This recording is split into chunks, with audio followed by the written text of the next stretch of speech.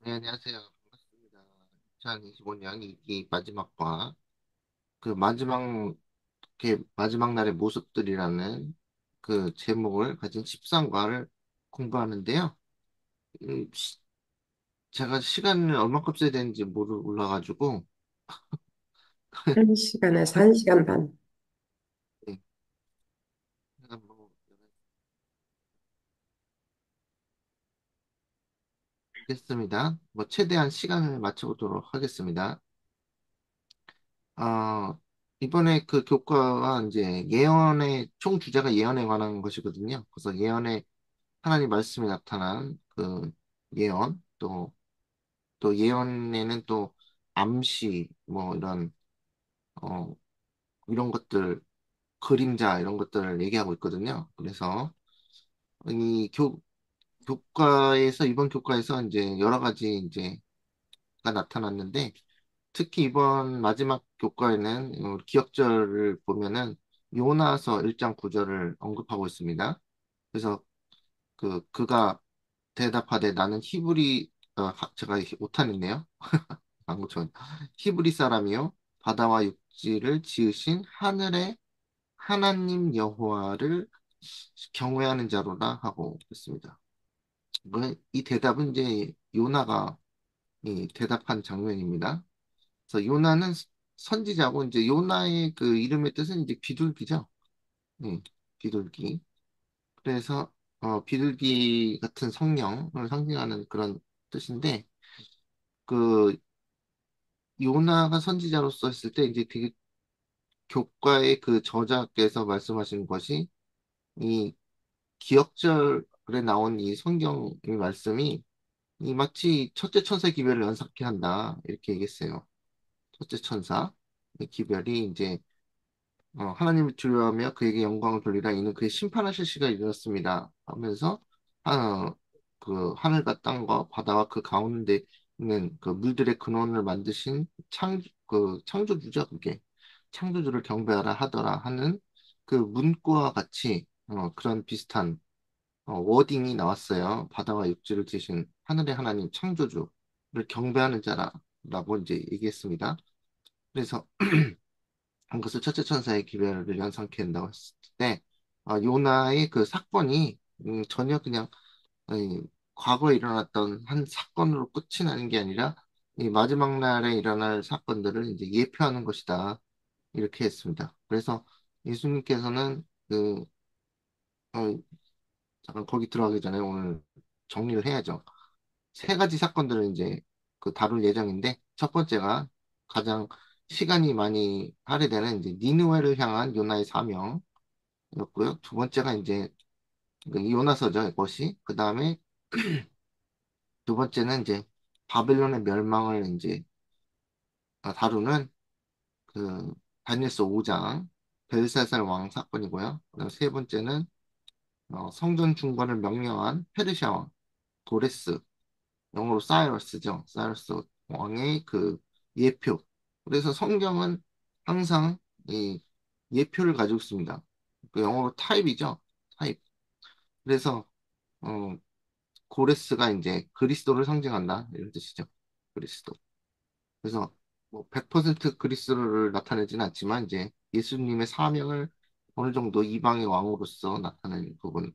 또 바벨론의 멸망 같은 경우는 마지막 때에 있을 그 영적 요한계시록 17장에 나오는 음녀 바벨론에 대한 멸망을 예표하는 그런 구약의 사건들입니다.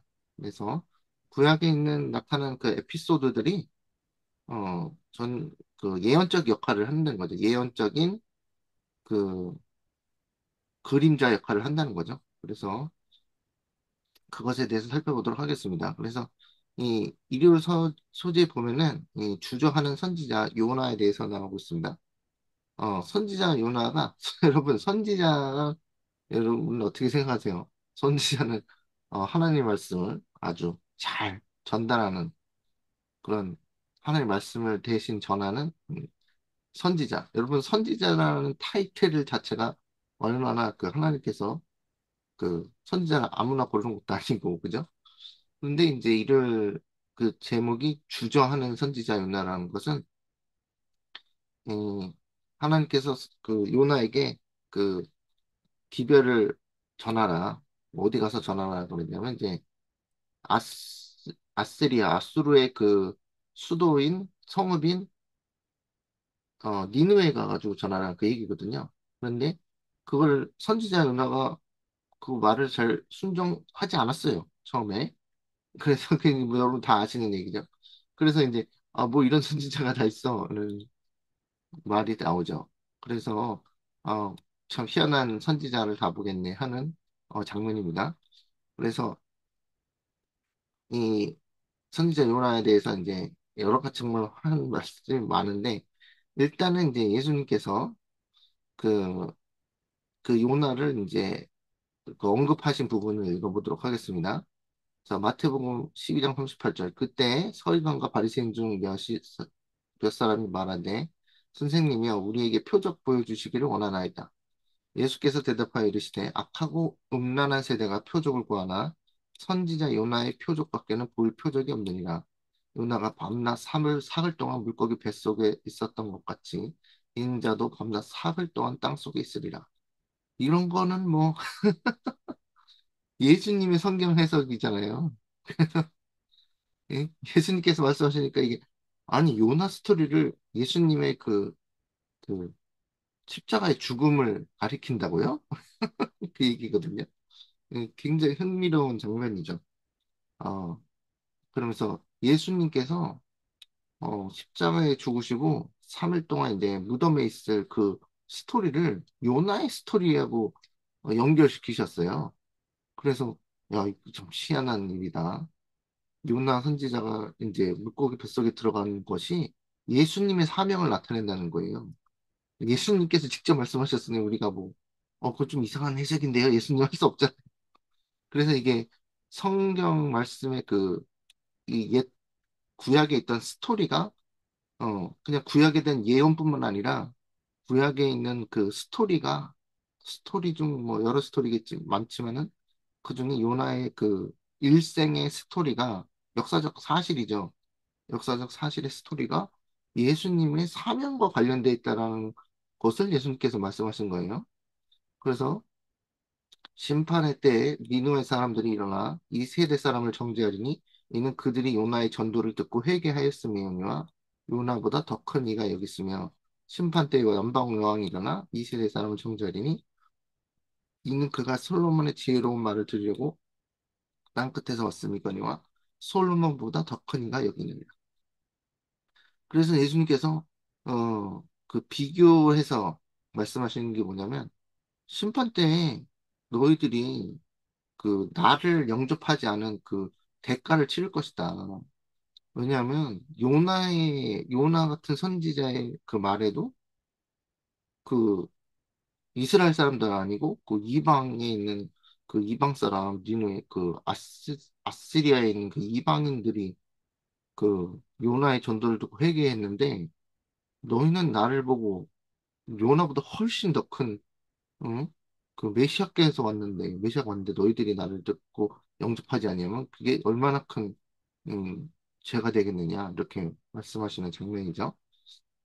그래서 요나의 표적을 보여주셨다. 그리고, 여기 교과의 내용을 보면은 이 이야기에는 마지막 때 남은 무리의 운동을 예고하는 듯한 중요한 장면이 있다. 이 교과 그대로 인용한 겁니다. 너는 누구냐의 선원의 질문에 요나는 나는 히브리 사람이요 바다와 육지를 지으신 하늘의 하나님 여호와를 경외하는 자라고 대답한다. 이는 첫째 천사의 기별과 매우 비슷한 표현이다. 실제로 요나가 주님을 바다와 육지를 지으신 분으로 강조한 것은 분명히 하나님이 창조주심을 가리키고 있다. 이 사실은 우리가 그분을 경배해야 하는 이유의 기초이며 예배는 마지막 날 사건의 핵심이다. 그래서 이 마지막 날 사건의 핵심이라는 게 뭐냐면 예배 경배의 날이 창조주 하나님을 경배하라 새 천사 기별 중에 그런 그 기별이 들어가 있죠. 그래서 창조주는 그 최초의 창조 때 그 6일 동안 창조하시고 제7일에 안식하신 그것을 말하는 것이고 마지막 때 경배의 그 이슈도 안식일이냐 아니면 인간이 만들어낸 그 일요일 신성설이냐 이것에 대해서 경배의 다툼이 된다는 걸 그 연결 지어서 저자가 말하는 거죠. 굉장히 흥미로운 건데 저도 이제 그 이 요나 공부 연구를 한지 제가 15년 전에 했나? 거기서 이제 그 얘기를 비슷하게 했어요. 그래서 요나가 이제 되게 반갑게 다가온 건데, 한 15년 만에, 한 10 몇 년 만에 지금 꺼낸 것 같은데, 요나가요, 요나서가, 이 사실 여러분께서는 그렇게 생각하셨는지 모르는데, 요나 그 선지자 그 자체가요, SDA 교회를 나타내고 있습니다. SDA 교회를 나타내고 있어요. 그래서 여러분 그렇게 생각하셨는지 모르겠지만, 요나의 그 선지자 행동 자체가 SDA 교회의 그 사명을 나타내고 있어요. 그래서 그렇게 생각하셨나요, 여러분? 생각해 보신 적 있으세요? 질문 살짝 드리는데, 예. 저는 예전에 그 요나서를 약간 정리할 때, SDA 교회의 사명을 나타내는 것이 요나라. 그래서 요나가 어떻게 SDA 사명을 나타내냐 그랬는데, 그렇게 질문하실 수 있을 텐데, 여러 가지 측면에서 이걸 우리가 이제 지켜보면은, 그, 그것을 이제 어느 정도, 어, 뭐죠? 동의하실 수 있으실 겁니다. 먼저 르네사서 1장 2절에 보면은 너는 일어나 이 1장 2절입니다. 저 큰 성읍 니느웨로 가서 그것을 향하여 외치라. 그 악독이 내 앞에 상달되었음이라 하시니라. 여기서 너는 이제 요나죠? 요나가 이제 큰 성읍 니느웨로 가라 그랬는데 그 니느웨라는 그 나라가 이제 아수르의 수도라고 그랬잖아요. 근데 아수르는 이 북방왕입니다. 자, 북방왕 중에 하나예요. 그래서 이 이스라엘 역사 동안에 이스라엘이라는 나라가 하나님의 그 뜻대로 살지 않을 때마다 괴롭히는 도록 허락받은 나라가 있어요. 한 이스라엘을 괴롭히도록 전체를. 그래서 그 나라가 뭐냐면 시대적으로 다 다릅니다. 첫 번째는 이제 그 북쪽에 있는 나라를 말하는 거예요. 이 시리아라는 이제 그 아람이라고도 얘기하죠. 아람이라는 그 나아만 장군이 있었던 시리아라는 나라하고요. 그 다음에 시리아가 이제 망하고 아수르가 있었어요. 그 아수르도 예루살렘을 이스라엘을 공격할 때 북쪽에서 내려왔습니다. 뭐 시리아도 당연히 북쪽에 있으니까요. 그 다음에 이제 아수르의 왕이 아수르 왕의 그 장군이었던 나보콜라살이라고 있었는데 나보콜라살이 느부갓네살의 그 아버지예요. 그래서 근데 그 사람이 아수르의 장군이었습니다. 나보콜라살이. 그런데 이제 바벨론 지역을 다스리고 있었는데 거기에 반란이 일어나가지고 나보콜라살에게 이제 거기 바벨론에 있는 그 반란을 진압하려고 느부갓네살 아버지를 거기 보내요. 근데 이제 거기에 가서 반란을 진압하고 난 다음에 그 나보콜라살에게 바벨론 왕이라는 저걸 준 거예요. 그래서 이제 나보콜라살이 이제 바벨론의 왕이 되죠. 그런데 이제 아수르가 요나 시대 때 압독이 상달해가지고 제하기잔이 쳤다는 거 아니에요? 그래서 그 아수르라는 나라가 이제 그 요나 때 이제 회개했지만 좀 얼마 후에도 다시 도로 아미탑을 이렇게 도로 다시 돌아가가지고 그 다시 제약의 상태로 들어가가지고 이제 바벨론에 의해서 함락당합니다. 그래서 이 배신한 거죠. 어떻게 보면 나부콜라살이. 그래서 이제 그 유명한 이제 느부갓네살 다니엘서 1장에 나온 느부갓네살이 이제 나부콜라살 아버지와 함께 이제 그 아수르를 무너뜨리고 이집트랑 전쟁에서 또 승리하면서 예루살렘이 포위된 일이 일어납니다. 그래서 어, 이 북방이요 삼총사로 돼 있어요. 당시에 시리아, 그러니까 시대적으로 계속 나라가 망하고 또 새로운 세력이 북방왕이 나와서 또, 어, 또 아수르가 이스라엘을 괴롭히고 또 아수르가 또 이제 망하니까 또 그 다음에는 바벨론이 나와서 북방왕으로 괴롭히거든요. 근데 이제 북방왕이라는 그 타이틀이 계속 그 정체가 바뀝니다. 나중에는 결국 이 북방왕이 이제 로마까지 가거든요. 로마가 북방왕이 되고 이교 로마가 북방왕이 되고 또 나중에 이제 교황 로마도 북방왕이 돼서 여러분께서 다니엘서 11장을 공부하시는지 모르겠지만 북방왕의 정체가 교황권까지 바뀌게 계속 변천을 이뤄요. 그래서 그중에서 이제 북방을 이제 다시 말해서 이 아수르라는 나라가 이 바벨론처럼 아니면 로마처럼 상징적으로 북방왕의 저기 계보를 이어나는 나라 중에 하나입니다. 그래서 북방왕은 이제 다시 다른 말로 하면은 로마도 북방왕이 있을 때 이제 다시 말해서 이제 상징적인 걸로 나라 이름은 로마지만 바벨론이라는 이런 상징적인 타이틀을 가지고 있거든요. 그래서 어 요나에게 일어나서 니느웨로 가서 어 이제 니느웨가 이제 40일이면 망할 거다라는 그 워딩은 새 천사의 기별과 매우 비슷한 워딩입니다. 무너졌도다 무너졌도다 큰 성 니느웨요 이런 뜻이에요. 그런데 이제 우리 세천세기별과 이제 그 상징적으로 비유적으로 연결되는 게 우리는 세천사기별에서 무너졌도다 무너졌도다 큰 성 바벨론이요 하면서 외치는 게 이 세천사기별이거든요.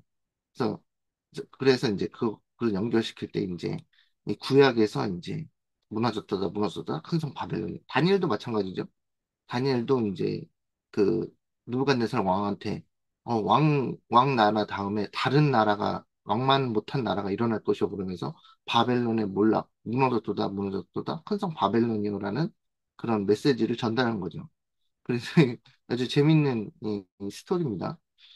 그래서 이제 외치라 그랬는데 이제 그 니네 아수르라는 나라가 심히 이스라엘을 괴롭히는 그런 채찍 역할을 맡았기 때문에 그래서 그 민족적으로 그 요나가 그 아수르라는 그 나라의 민족들을 매우 좋아하진 않았겠죠.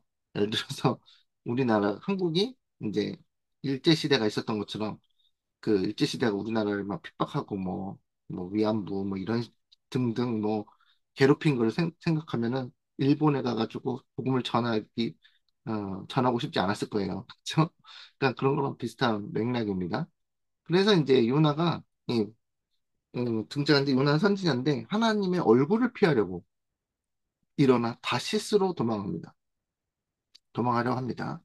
그래서 다시스라는 것이 이제 하여튼 중요한 워딩으로 나오는데 그 단어로 나오는데 다시스 이제 이것도 다시스 얘기를 하면 한 시간 해야 되는데 어쨌든 짧게 아, 정리해 보겠습니다. 그래서 일단은 그 여호와의 얼굴을 피하려고 도망했다라는 것은 그 영어로는 여호와의 임재로부터 이렇게 써 있습니다. 그래서 from the presence of the Lord 그랬거든요.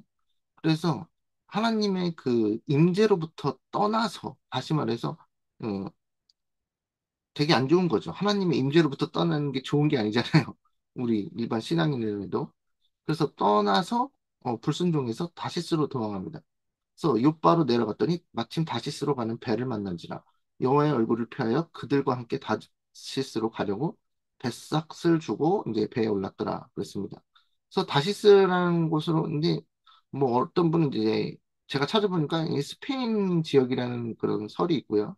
뭐 사이프러스라는 그 그 지중해에 있는 섬이라는 그런 설도 있는데 뭐 저는 잘 모르겠습니다. 스페인이라는 얘기도 뭐 제가 많이 들었기 때문에 어쨌든 이제 이 다시스로 갔다는 것은 니누에는 동쪽이에요.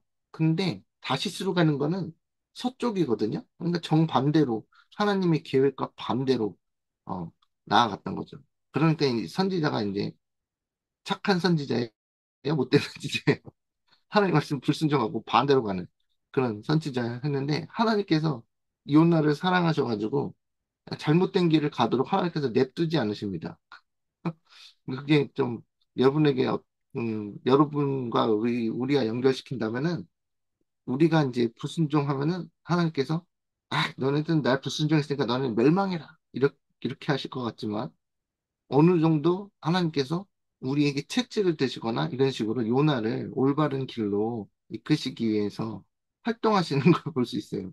그래서 여기서 보면 이제 재밌는데 어 우선은 그 다시스에 대해서 설명을 하자면 다시스로 배를 타는 것이 이게 무슨 뜻인가 이제 교과가 이제 좀 어려워지죠 여기 좀 이 내용이 깊어집니다. 여러분 다시스를 성경에 그 성경 검색 베들레헴에 이 검색을 하면요 쫙 나옵니다. 그래서 그 성경 속들을 보면은 어 역대하 20장 35절에 유다 왕 여호사밧이 나중에 이스라엘 왕 아하시아와 교제하였는데 아하시아는 심히 악을 행하는 자였더라 이렇게 나옵니다. 그래서 갑자기 유당 여호사밧이 나오죠. 지금 요나 얘기하다가. 근데 요나가 다시스로 가는 배를 탔기 때문에 이게 연결이 돼요. 그래서 유당 여호사밧은 대체로 굉장히 대단한 왕이었습니다. 그, 그 유명한 그 여호와를 신뢰하라. 그 말씀이 그 역대하 20장에 있는 나온 말씀이 전에 그리고 그 선지자를 신뢰하라. 그냥 형통하리라. 그 말이 나오고 이것은 이제 이방의 세력들이 그 유다를 이제 여당 여호사밧을 이제 공격하기 위해서 모였을 때 여호사밧이 겸손하게 하나님 저희를 구원해 주십시오라고 했을 때 이제 아시엘이라는 그 선지자가 나와서 아 당신 하나님께서 그렇게 강구한 걸 하나님께서 도와주실 겁니다. 그러면서 전쟁은 누구에게 속했다고요? 여호와에게 속하셨죠. 이 그러니까 이 유명한 그 말씀이 거기 다 나옵니다. 역대하 20장에. 그래서 근데 이제 여호사밧이 그 군대가 전진하는데 찬양을 부르는 엄청난 믿음의 소유자였어요. 여러분 군대 가는데 칼 뽑아야 되는데 여호사밧이 믿음이 좋아가지고 어? 그 하나님께 찬양을 부르면서 나갔는데 하나님께서 야 얘가 나를 너무 잘 믿네 그래가지고서는 복병을 두어가지고 막 그 적들을 다 쳐부숴주고 그런 놀라운 역사가 일어나는 그 시대가 이 유다왕 여호사밧 때입니다. 네, 그런데 이제 여호사밧이 한 가지 잘못한 일이 이제 실수가 나오는데 그게 뭐냐면 이스라엘의 왕 아하시아와 교제한 것이 그게 하나의 죄였어요. 근데 아하시아가 누구냐면 이 그 유명한 아합과 플러스 이세벨의 그 아들이 아하시아입니다. 그렇죠? 그래서 아합 왕이 누구예요? 북방 이스라엘 왕 중에서 최고로 나쁜 놈이라고 그러면 이 아합 왕입니다. 아합 왕. 이세벨 옛 바알의 제사장의 딸과 결혼해가지고 이스라엘을 엄청난 배도로 이끈 그 왕의 자녀가 아하시아입니다. 그런데 아하시아가 그 부모를 따라서 똑같이 일을 저지르는데 예, 금송아지 그 얘기 나오죠. 금송아지 자세히 읽어보면 금송아지 사건도 다시 반복됩니다. 그 여로보암의 죄를 반복합니다. 그래서 근데 이제 둘이서 이제 그 교제를 하는데 37절에 보면 마레스 사람 도다 와호의 아들 엘리에셀이 여호사밧을 향하여 예언하되 왕이 아하시아와 교제함으로 여호와께서 왕이 지은 것을 파하실 것입니다. 파괴하실 것입니다. 하더니 이에 그 배들이 부서져서 다시스로 가지 못했더라. 이게 지금 이 얘기예요. 이 성경절에 갑자기 왜 갔냐면은 이 사건이 있었던 거예요.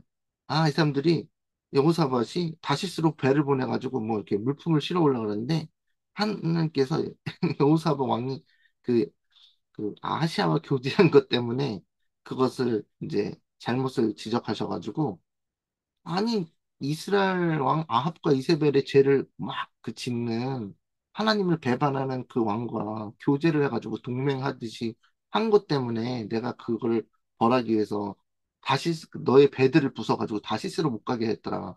근데 요나의 상황과 똑같은 거예요. 요나의 상황도 요나가 다시스로 가게 됐나요? 배를 타고 가다가 풍랑을 만나가지고 다시스로 못 가잖아요. 그런 것처럼 음, 하나님의 주어진 그 명령을 거절하고 하나님의 뜻과 반대로 행했을 때 다시 쓸어 가는 배가 부서지는 그런 공통적인 일이 발생합니다. 그래서 여호사밧 왕에게도 마찬가지죠. 그래서 어, 아시아 왕의 기록을 보면은 이제 그가 아시아 왕에서 살짝 얘기하고 나가면은 이게 너무 바쁜데 어, 이스라엘의 왕이 돼서 2년 동안 이스라엘을 다스린지라 사마리아에서요. 자, 그가 여호와 앞에서 악을 행하고 여로보암의 길로 행하면다는 말은 이제 금송아지 숭배를 했다는 거죠. 이게 이제 그 미래에 있을 이제 짐승의 우상과 관련이 있죠. 송아지가 짐승이잖아요. 그 짐승의 우상을 만드는 다시 말해서 금송아지 사건을 따라하고 바알을 섬기고 이제 하나님을 굉장히 노하시게 했다. 그런데 이제 아시아가 어느 정도까지였냐면 사마리아에 있다가 그 다락 난간에서 떨어져서 다쳐서 병드니까 사자를 보내면서 이르되 에그론의 신 바알세불에게 이 뱀이 낫겠냐고 물어보라. 그때 누가 딱 등장해요? 엘리야가 나타나가지고 야 이스라엘에 하나님이 없어서 너희가 에그론 바알세불한테 물으러 가느냐? 그러니까 그 정도로 그, 그 타락한 왕이었다는 거죠. 그런데 그 여호사밧이 이 아시아 그 왕과 이렇게 교제를 하고 했던 것이 이 큰 하나의 그 백성들을 그 아시아의 그 나쁜 그 영향력을 끼치게 만들게 한 것이 이제 하나님께서 그것을 꾸짖으셨다는 겁니다. 그래서 다시 요나 스토리로 돌아와서 여호와께서 큰 바람을 바다 위에 내리심에 바다 가운데 큰 폭풍이 일어나 배가 거의 깨지게 된지라. 어, 요나가 배를 타고 다시스로 가는 배를 타고 떠났는데 하나님께서 가만히 냅둬요, 안 냅둬요? 가만히 안 냅두시고 이 바다 가운데 폭풍을 일으켜가지고 풍랑을 만나게 됩니다. 그래서 어, 사공들이 두려워하여 각각 자기 신을 부르고 또 배를 가볍게 하려고 가운데 물건들을 바다에 던집니다. 갑자기 이 요나로 인해서 이 그 무역하는 사람들이 예, 그 거기 지중해가 무역하는 항로거든요. 거기 사람들이 엄청나게 손해를 봅니다. 그러나 요나는 배 밑층에 내려가서 누워서 깊이 잠이 든지라 하면서 온수 상태에 빠져요. 그래서 이것이 다 상징적으로 의미가 있습니다. 그래가지고 어, 그 잠깐 여기 설명하기 전에 다시스로 가는 배가 무엇을 상징하는지 보면은 어, 에스겔서 28장에 보면 두로 왕에 대해서 그 비유해서 사단에 대해서 얘기합니다. 그래서 여러분 이사야 14장하고 에스겔서 28장이 그 사단의 비유가 많이 나온단 말이에요. 그런데 그 두로 왕의 비유였는데 에스겔서 27장도 두로에 대해서 얘기한 겁니다. 그래서 다시 쓰는 각종 보화가 풍부함으로 너와 거래하였으며 은과 철과 주석과 납을 내 물품과 바꾸어 갔도다. 다시스의 배는 때를 지어 내 화물을 나르되 네가 바다 중심에서 풍부하여 영화가 매우 크도다. 네 사공이 너를 인도하여 큰 물에 이르게 하며 동풍이 바다 가운데서 너를 무찔렀도다. 그러면서 이 다시스로 가는 배를 타는 상징은 뭐냐면 바벨론의 세력과 연합하는 것을 나타내는 거예요. 자, 여러분 이거를 뭐 이해하시려면 이 요한계시록 18장을 살짝 봐야 되는데 요한계시록 18장이 에스겔서를 거의 막 많이 인용했습니다. 그 음행이 진노의 포도주로 말미암아 만국이 무너졌으며 또 땅의 왕들이 그 음녀 바벨론과 더불어 음행하였으며 땅의 상인들도 그 사치의 세력으로 치부하였도다 하더라. 그래서 이 바벨론 시스템에 뭐가 그 끼어드냐면 음녀 바벨론 그 종교 시스템에 땅의 상인들, 멀첸트까지 껴들어서 그, 그 사람들에게 영화와 사치와 세력을, 그 사치의 이런 것들을 제공하는 그 상징이 에스겔서 27장에 다시 쓸어가는 배예요. 그러니까 그냥 배가 아닌 거예요. 그러니까 바벨론과 사단의 세력을 영화롭게 사치스럽게 만들어줄 때 그 상인들이 끼어드는 거예요. 그래서 다시 쓰려는 각종 보화가 풍부함으로 너에게 너와 거래했으며 이런 것이 괜히 나오는 게 아닙니다. 그래서 다시 말해서 이 바벨론의 그 사치, 뭐 금을 들고 무슨 뭐 자줏빛 옷을 입고 이런 그 바벨론의 사치 세력과 같이 결탁하는 그 바벨론의 하나의 그 시스템에 다시스로 가는 배가 포함이 되는데 그 배를 누가 탔다는 거예요? 요나가 탔다는 거예요. 그래서 그래서 사실은 요나는 이제 하나님께서 기별 전하러 가라 그랬는데 자신을 희생해서 기별을 전하고 그들에게 그들의 영혼을 구원하라 그러는데 요나가 다시스로 가는 배를 탔다는 것은 정반대로 하나님 전하라는 기별은 안 전하고 세상에 나와가지고 세상의 재물과 세상의 모든 그런 것들을 탐하는 바벨론 세력과 같은 그런 어, 엉뚱한 방향으로 흘러간다는 거죠. 그래서 하나님의 백성으로서 마지막 그 하나님의 그 세천사 기별을 어, 그 온 세상에 전하라고 한 그 SDA 그 교회가 어, 불순종해서 엉뚱한 방향으로 나아가는 것을 나타내고 있습니다. 그래서 음, 우리 교회가 사명을 가지고 전체적으로 뭐 우리가 뭐 누구를 뭐 비난할 게 우리 다 우리 SDA 교인이잖아요. 우리가 세상에 세속적이 되어가지고 세상에 있는 재물을 따라가고 하나님의 그 새천사 기별의 사명을 전하는 대로 가는 방향이 글로 가는 것이 아니라 새천사 기별을 전하는 방향이 아니라 반대로 세상의 사치와 재물과 명예와 이런 것들을 따라가는 반대의 그 방향으로 따라갈 때 뭐가요?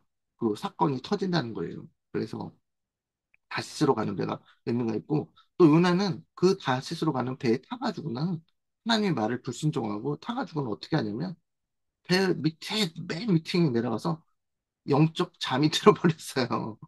그래서 이 잠이 들어버렸다는 것은 하나님 백성이 잠자고 있다는 것은 여러분 그렇게 생각하세요? 하나님의 백성이 마지막 때에 깨어있지 아니하고 잠들어 있는 걸 얘기하는 건 그 상징적으로 보여주는 겁니다. 그래서 자고 있는데 요나를 깨우는 사람이 등장합니다.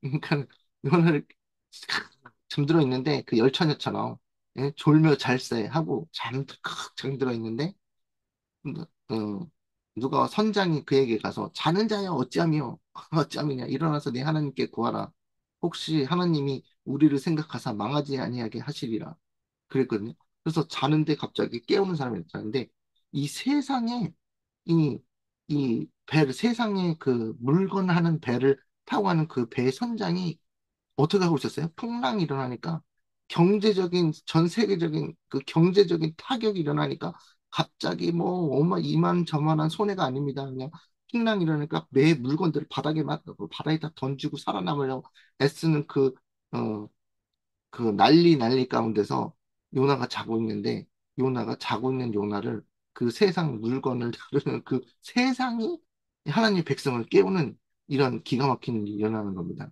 그래서 우리도 뭘 할 수가 있어요? 이게 절대 그냥 스토리가 아니라니까요. 그냥 스토리가 아니고 이 세상의 경제적인 몰락의 그 위기가 오히려 하나님의 백성, 잠자고 있는 하나님의 백성들을 깨울 것이라는 것을 알려주고 있어요. 자, 흥미롭지 않습니까? 요나서에 이런 게 있다는 게.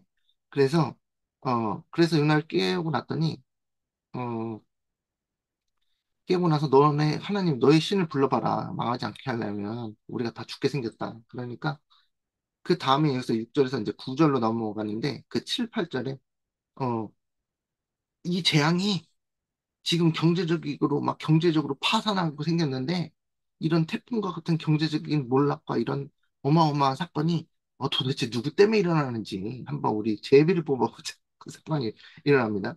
그래서 제비를 뽑으니까 그 제비가 그 누구한테 뽑혀야 돼요?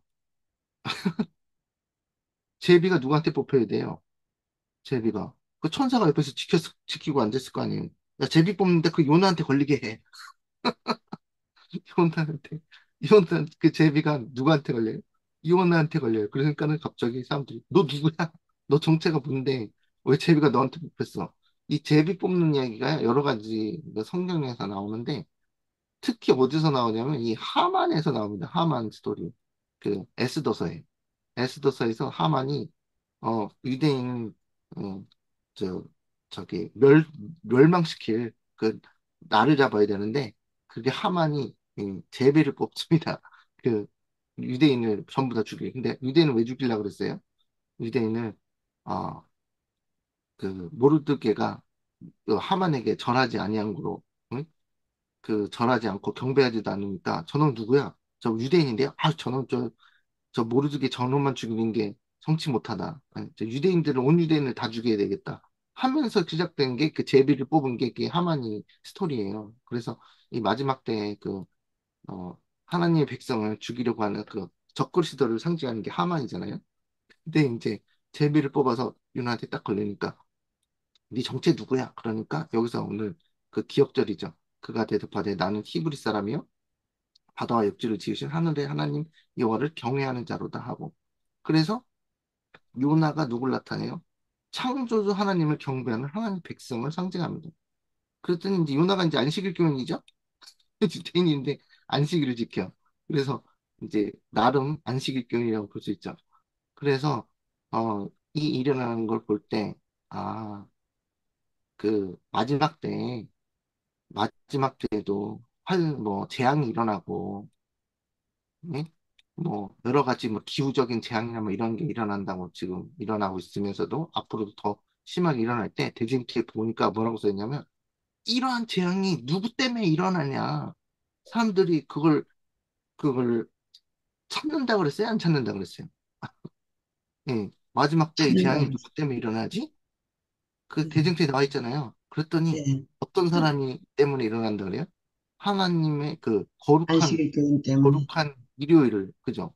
거룩한 일요일을, 신성한 일요일을 어기고 안식일을 지키는 무리가 있는데 그 사람들 때문에, 제가 하는 얘기 아니죠? 그 사람들 때문에 대쟁투 읽어보셨잖아요. 그 사람들 때문에, 그 조그만 소수의 무리 때문에 이 재앙이 일어난다라고 덮어 씌우게 돼 있어요. 그죠? 그러니까 네. 지금도 여기에도 지금 풍랑이 일어나는데 이 풍랑이 일어나가지고 우리가 지금 다 경제적으로 몰락하고 저 배가 다 뒤집어가지고 물건을 바다에다 던져가지고 아까운 돈 엄청 날리고 막 이러는데 이게 누구 때문에 일어나느냐 제비뽑 보니까 요나에게 딱 걸렸잖아요. 그런 것처럼 마지막 때도 이 재앙이 일어나고 기후의 재앙이 일어나고 뭐 여러 가지 자연재해나 이런 것들이 왜 점점 심해지느냐? 이것은 우리가 일요일을 그 거룩하게 지키지 않아서 그런다. 그런데 일요일을 자꾸 같이 거룩하게 지키자는데 안 지키자는 무리가 있다. 그거를 반대하는 무리가 있다. 그게 바로 제7 안식 예수 재림교인이다. 그래서 우리가 표적이 되는 거예요. 마치 여기 요나의 상황처럼요. 또 엄청난 그 비밀이 이 요나에서에 숨겨져 있죠. 그래서 그 사람들이 어떻게 합니까? 요나를 어? 요나를 그나마 죽이지 않으려고 노력하다가 요나가 뭐라고 했어요? 나를 바다에 던지라. 그래가지고 요나가 바다에 던져지면서 하나님께서 뭐요?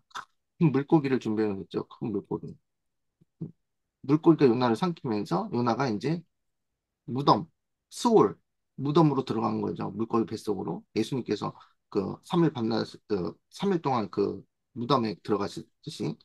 그래서 이제, 여러분 제가 요번에 그 공부하면서 처음 알았는데, 이 물고기가요, 히브리어로요, 예, 다그랍니다. 다그. 찾아보세요. 다그. 다그가 히브리어로 물고기인데, 여러분 다곤신 들어보셨어요? 다곤신? 다곤신 들어보셨어요? 네. 블레셋 네.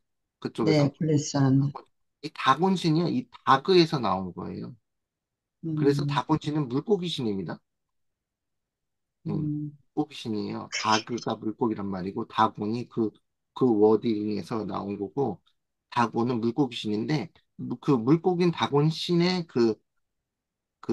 입는 그 물고기 비늘 모양의 옷이 있거든요. 그게 지금 교황이 입는 옷과 매우 유사합니다. 교황 사제가 입는 그 사제 옷이요. 다곤 신의 의상과 매우 비슷합니다. 그래서 혹시 이것도 그림이 있어요?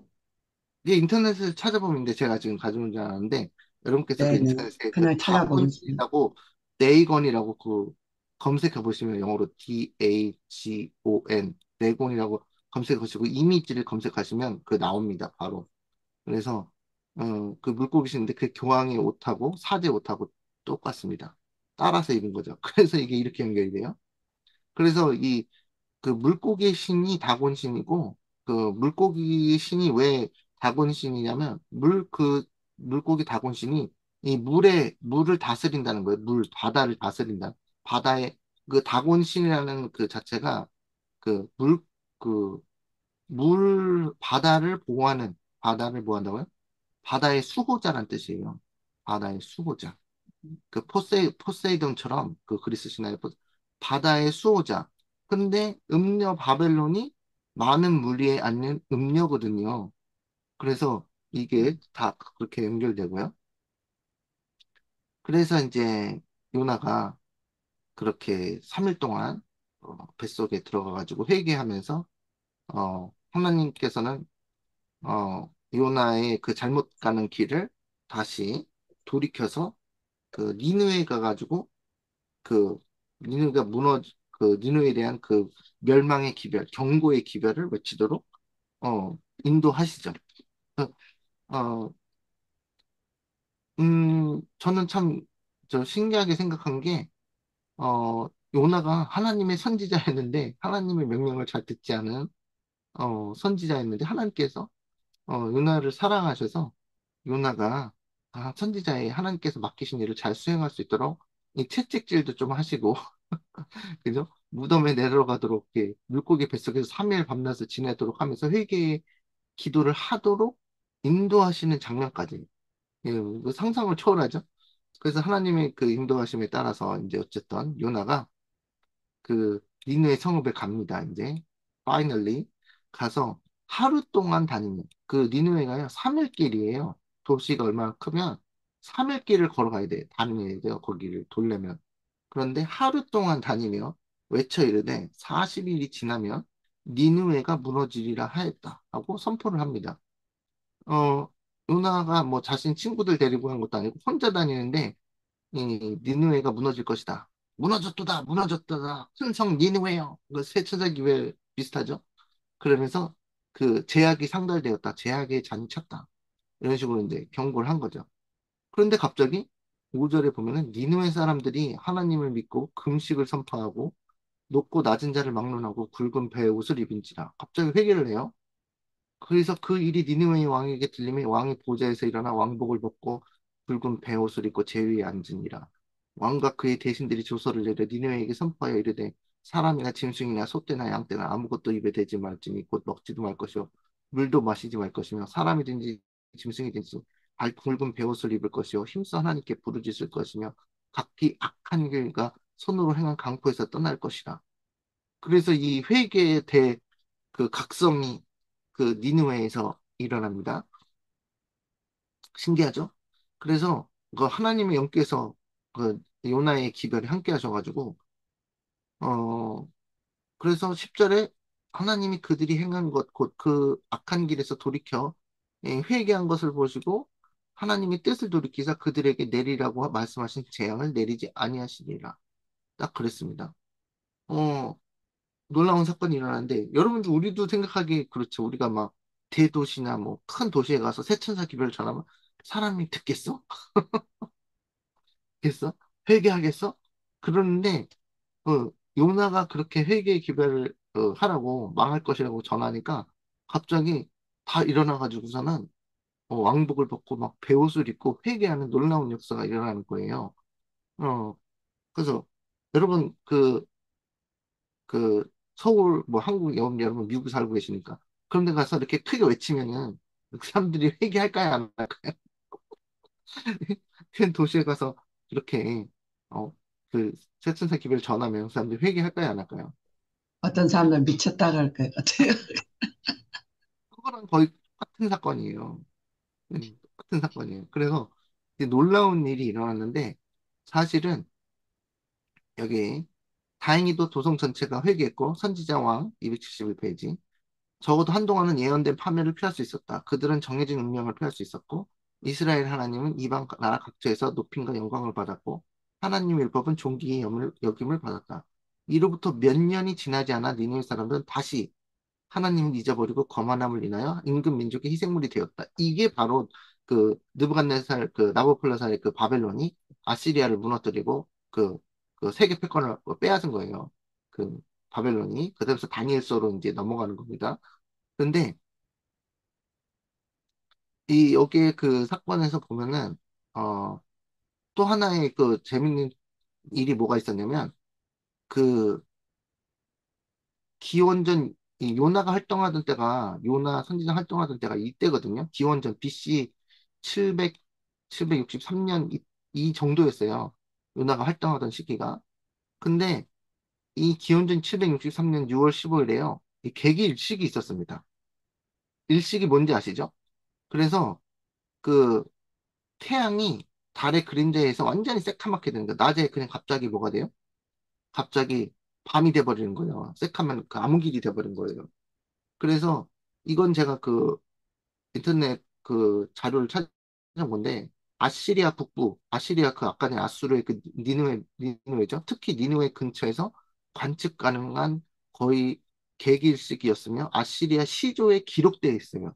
아시리아의 그 역사서에 역사 그 점토판에 그 당시에 하늘이 까매졌다는 기록까지 나와 있어요.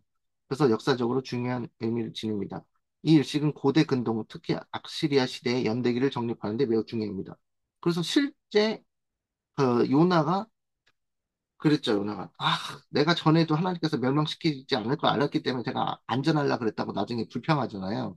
그런데 요나가 가서 40일이면 니느웨가 망하리라 그렇게 전할 때 요나의 그 회개의 그 그 기별에 하나님께서 파워를, 능력을 더해주셔야 되는 거예요. 그래야지 그 사람들이, 요나가 그냥 히브리 사람이 저기 같은 나라 사람도 아니고 저 먼 외국에서 온 사람이 갑자기 회개하라, 그 저기, 니느웨가 멸망할 것이다. 40일안에 멸망할 것이다. 그럼 그 누가 들어요, 그거를.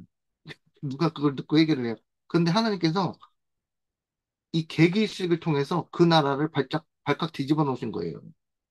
왜냐하면 옛날에는 그 왕이 태양처럼 생각되었기 때문에 갑자기 그 태양을 가리는 새카맣게 되는 그 일식이 일어나면은 이거는 왕권이 떠났다. 이런 식으로 그 당시에는 생각했단 말이에요.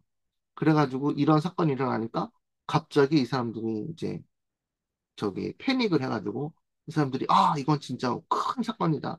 우리가 지금 큰 사건을 하겠다. 근데 갑자기 그때 그 요나가 나타나가지고 그 회개를 하라 아니면 니네가 멸망할 것이라 하니까 그 말이 그게 힘이 실리게 된 거예요.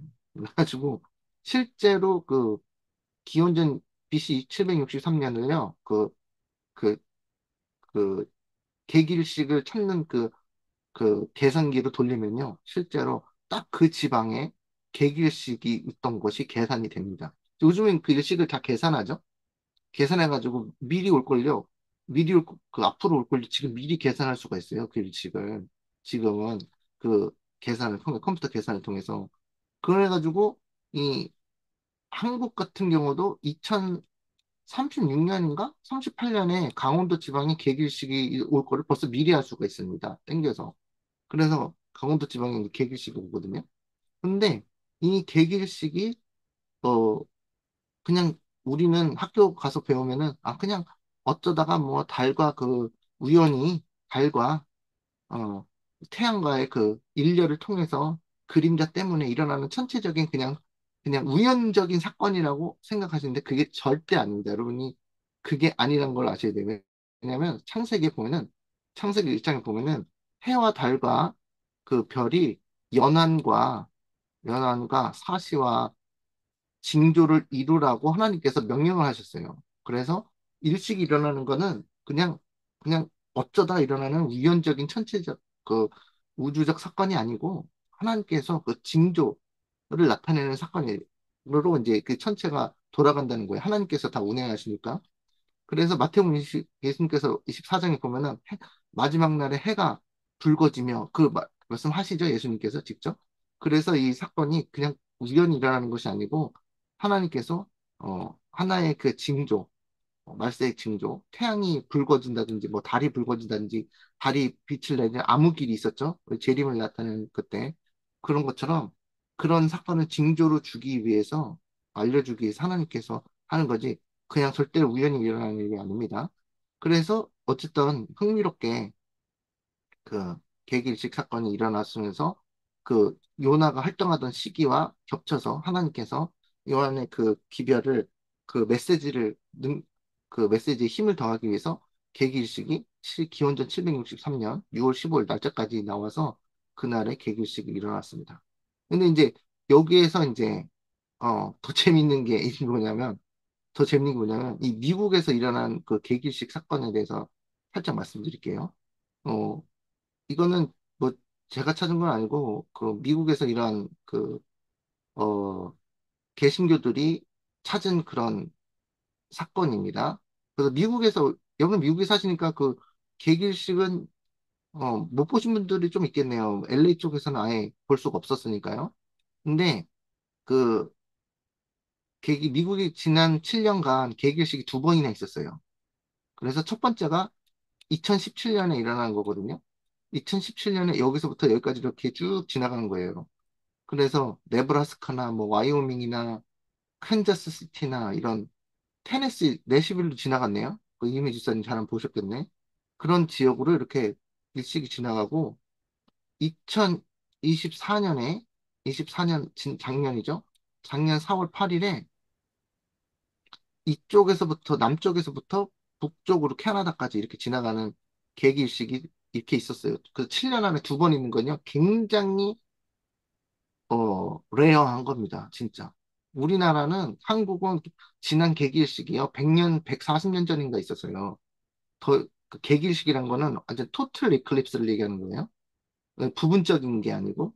그런데, 어, 이, 더 놀라운 게 뭐냐면, 이 개길식이 일어날 때, 그, 시작한 부분 두 번째 개길식이, 첫 번째도 할 말이 많지만, 두 번째가 더 중요해요. 오늘 요나랑 관련됐기 때문에. 첫 번째는 텍사스 쪽에서, 이렇게 주에서부터 시작해서 저 캐나다까지 올라간 건데, 여기 텍사스의 그 조그만 마을에 뭐가 있냐면, 요나라는 타운이 있어요.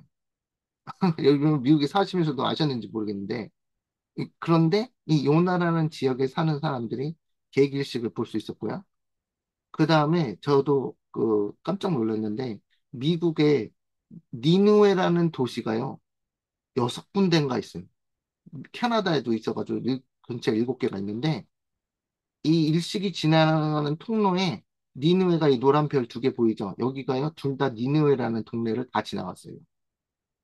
그래서 이 사람들이 깜짝 놀란 거예요. 아니, 저는 미국에 니누에라는 도시가 있는 것도 좀 웃긴데, 요나라는 동네까지 계기식이 지나가면서 보여준 거예요. 이거는요, 절대 우연히 일어나는 일이 아닙니다. 이거는 하나의 징조예요, 징조.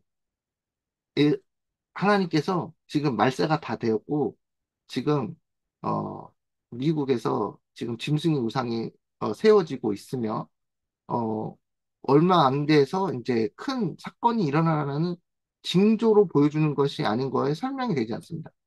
이것을 7년 안에 미국에 개길식이 2번 있었다는 거요. 이거는 진짜 여러분 그 들을 게 있는 사람은 들으시기 바랍니다. 그리고 그 제가 최근에 이번 주에 이거는 예전부터 알고 있었는데 이번 주에 그 알아낸 게 뭐냐면은 2017년에 있었던 그 개길식이요. 어 8월 21일에 있었어요. 8월 21일. 2017년 8월 21일. 트럼프 그 대통령 때 첫 번째 그 임기 때 있었고요.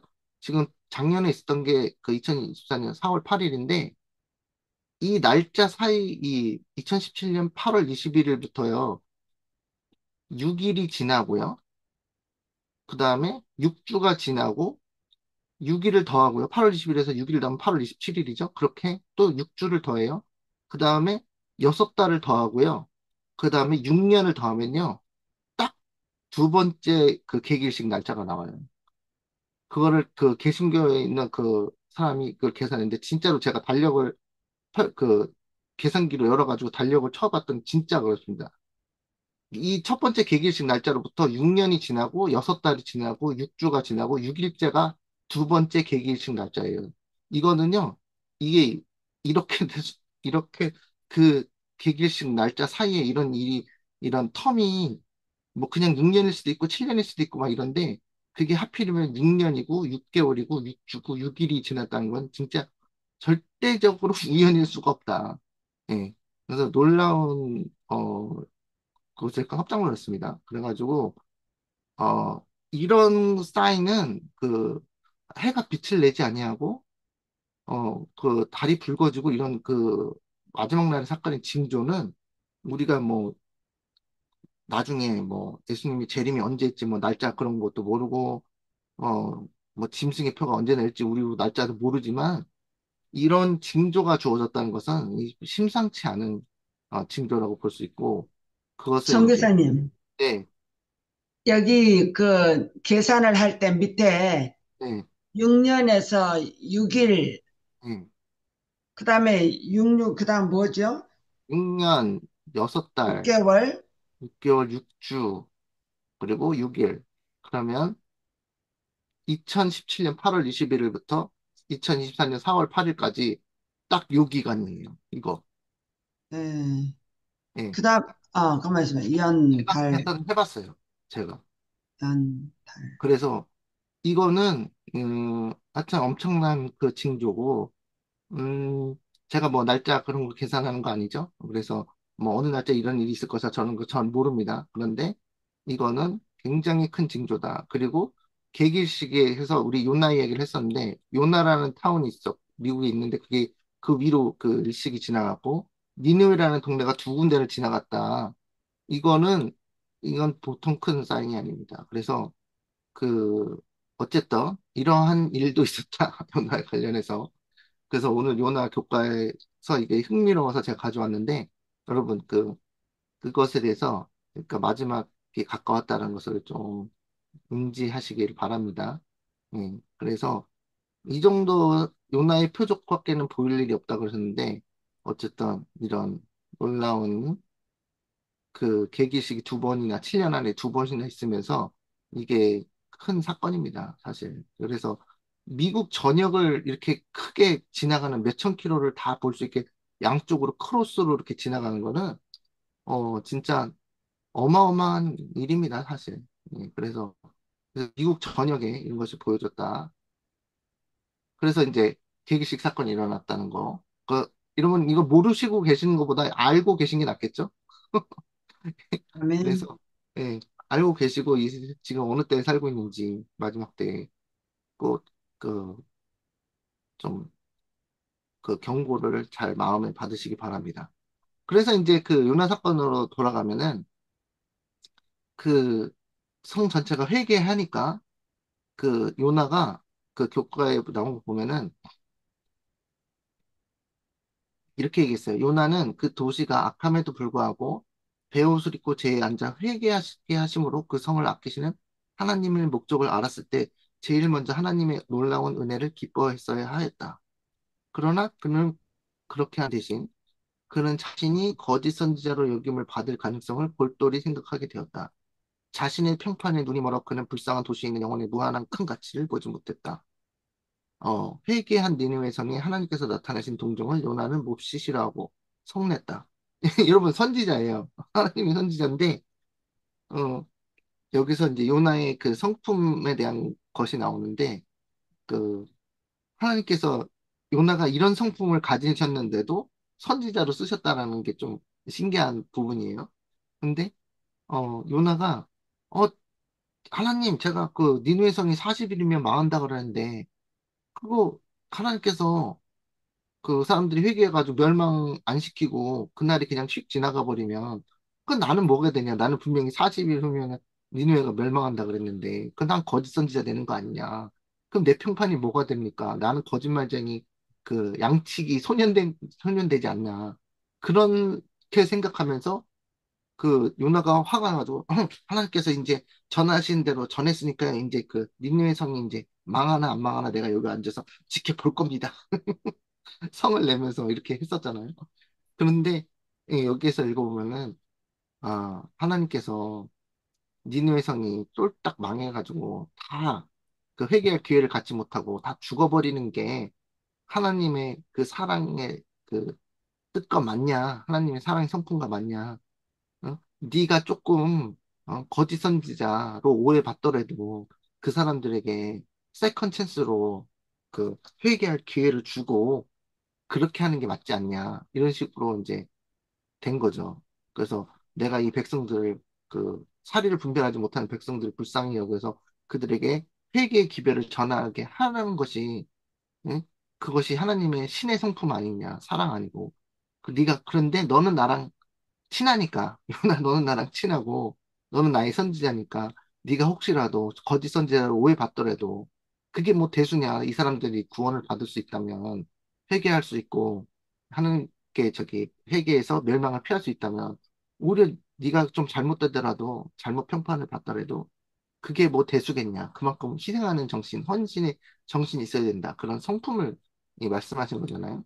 그래서 이거 우리와도 관련된 거죠. 그래서 우리가 세차사기를 전하면서 세상에 이제 예수님 재림하시고 세상이 이제 하나님 심판하실 때가 되었다라고 이렇게 나가서 경고하는 것이 그게 하나님께서 우리에게 바라시는 성품이라는 거예요.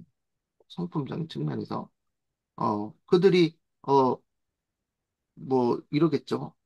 어 아니 그 맨날 그 일요일 흠량 내린다 그러는데 언제 내리냐고 그러면서 우리가 뭐 날짜를 얘기하는 건 아니지만 그래서 이제 그 일요일 법령 내리고 짐승 우상이 세워질 거라고 그렇게 그들에게 경고를 했을 때 그들에게 경고 그 예수님 오신다고 뭐 맨날 언제부터 얘기했는데 아직도 안 오셨다고 이렇게 양치기 소년처럼 예수님 곧 재림하신다 그런 얘기도 많이 들으셨죠. 네? 뭐 여러분의 그 부모님께서 어렸을 때부터 들으셨다. 그걸 했는데도 예수님께서 그 아직 오지 않으시고 그렇게 예수님께서 곧 오신다라고 뭐 기별을 전했던 그 사람들이 어떻게 보면 양치기 소년처럼, 예? 날짜를 정하지는 않지만 곧 오신다고 재림의 임박성을 얘기했던 사람들이 어느 정도 양치기 소년 되고 거짓 선지자처럼 될지라도 그 사람들에게 기별을 듣지 못한 사람들에게 그 하나님의 심판과 예수님의 재림의 기별을 전하는 것이 하나님의 성품을 반사하는 것이다. 이렇게 볼 수 있겠죠. 그렇죠? 그래서 네. 예, 요나의 이야기를 오늘 살펴봤는데요. 예, 요나의 얘기는 여러 가지 뭐 제가 요나를 본격적으로 이렇게 다루는 시간은 아니니까 요나의 그 교과에 나온 장면에서 어, 다시스로 가냐 세상의 재물과 세상의 그런 물건, 세상의 재화, 세상에 있는 것들을 쫓아서 다시스로 가는 배를 타는 것이냐 아니면은 자기 자신을 헌신하면서 어, 다른 사람들의 손깍지를 받겠지만은 그 묵묵하게 하나님께서 맡기신 해천사 기별을 전하러 영혼들을 구하러 갈 것이냐. 그 기로에 섰고 그것을 우리의 사명이 SDA 교회의 사명이고 그리고 그것을 하지 않을 때 그, 그, 그것을 그 사명을 잊으면 하나님께서 우리의 그 삶에 개입하셔가지고 우리가 그 하도록 이것일 것이고 특히 마지막 때의 그 위기, 뭐 경제적인 몰락이라든지 뭐 그것이 지금 완전히 오진 않았지만은 그런 것이 올 때 하나님의 백성들이 또 깨어나는 그런 것도 알게 되는 것입니다. 그래서 요나에 대한 이야기는 이렇게 되겠고요. 그 다음에 이제 할 소지가 이제 벨사살의 잔치입니다. 벨사살의 잔치 이야기도 마지막 때랑 관련해서 굉장히 중요한 그 포인트를 주고 있어요. 그 교훈을. 다니엘서 5장 전체가 벨사사왈 바벨론의 멸망인데 요한계시록 17장, 18장으로 이어지는 그 바벨론의 멸망, 음녀의 멸망의 스토리를 이렇게 보충해 주고 있습니다. 그래서 다니엘서 5장에 보면 벨사살 왕이 그의 귀족 1000명을 위하여 큰 잔치를 베풀고 그 1000명 앞에서 뭘 마셔요? 예, 술을 마십니다. 여러분, 이것이 그 마지막 때 일어날 그 하나의 그 사건의 그 그림자죠. 바벨론 왕이 귀족 1000명 아주 큰 파티를 성대하게 열면서 그 사람들과 같이 술을 마십니다. 이 바벨론의 포도주죠. 다시 말해서 이게 바벨론에서 술을 마셨거든요. 바벨론의 포도주예요, 이게. 그래서 이 사람들은 진짜 술을 마셨지만 이 상징적으로 비유적으로 마지막 때 세천사 기별을 보면은 이 그 사람들이 음녀의 그 음행의 진노의 포도주를 마신다고 그랬어요. 그게 우리가 이제 이따 읽을 텐데, 자, 여기 보시면, 연기 17장 1절에 보면, 또 일곱 대접을 가진 일곱 천사 중 하나가 와서 내게 말하되, 가로되 이리 오라 많은 물 위에 앉은 큰 음녀 바벨론이죠. 받을 심판을 내게 보이리라. 땅의 임금들도 그와 더불어 음행하였고, 땅에 거하는 자들도 그 음행에 포도주에 취하였다 하고. 그래서 요한계시록 17장에는 이 사람들이 진짜 포도주, 와인을 마신 게 아닙니다. 거기에 취한 게 아니죠. 그 와인이라는 것이 상징적으로 쓰였습니다. 근데 그 구약 다니엘서 5장에는 이 술을 마셨다는 것이 실제적인 술을 마신 거예요. 실제 술을. 그러니까 구약에서는 이 그림자 역할을 할 때 그 신약 시대에 일어날 것을 상징적으로 보여줘요. 그래서 가장 대표적인 게 여러분들 잘 아시는 게 어린 양이 구약에서 어린 양을 제사를 잡아서 제사를 드리는데 신약 시대에 와서는 그것이 그리스도입니다. 예수님. 그죠? 예수님의 피를 상징하는 거예요.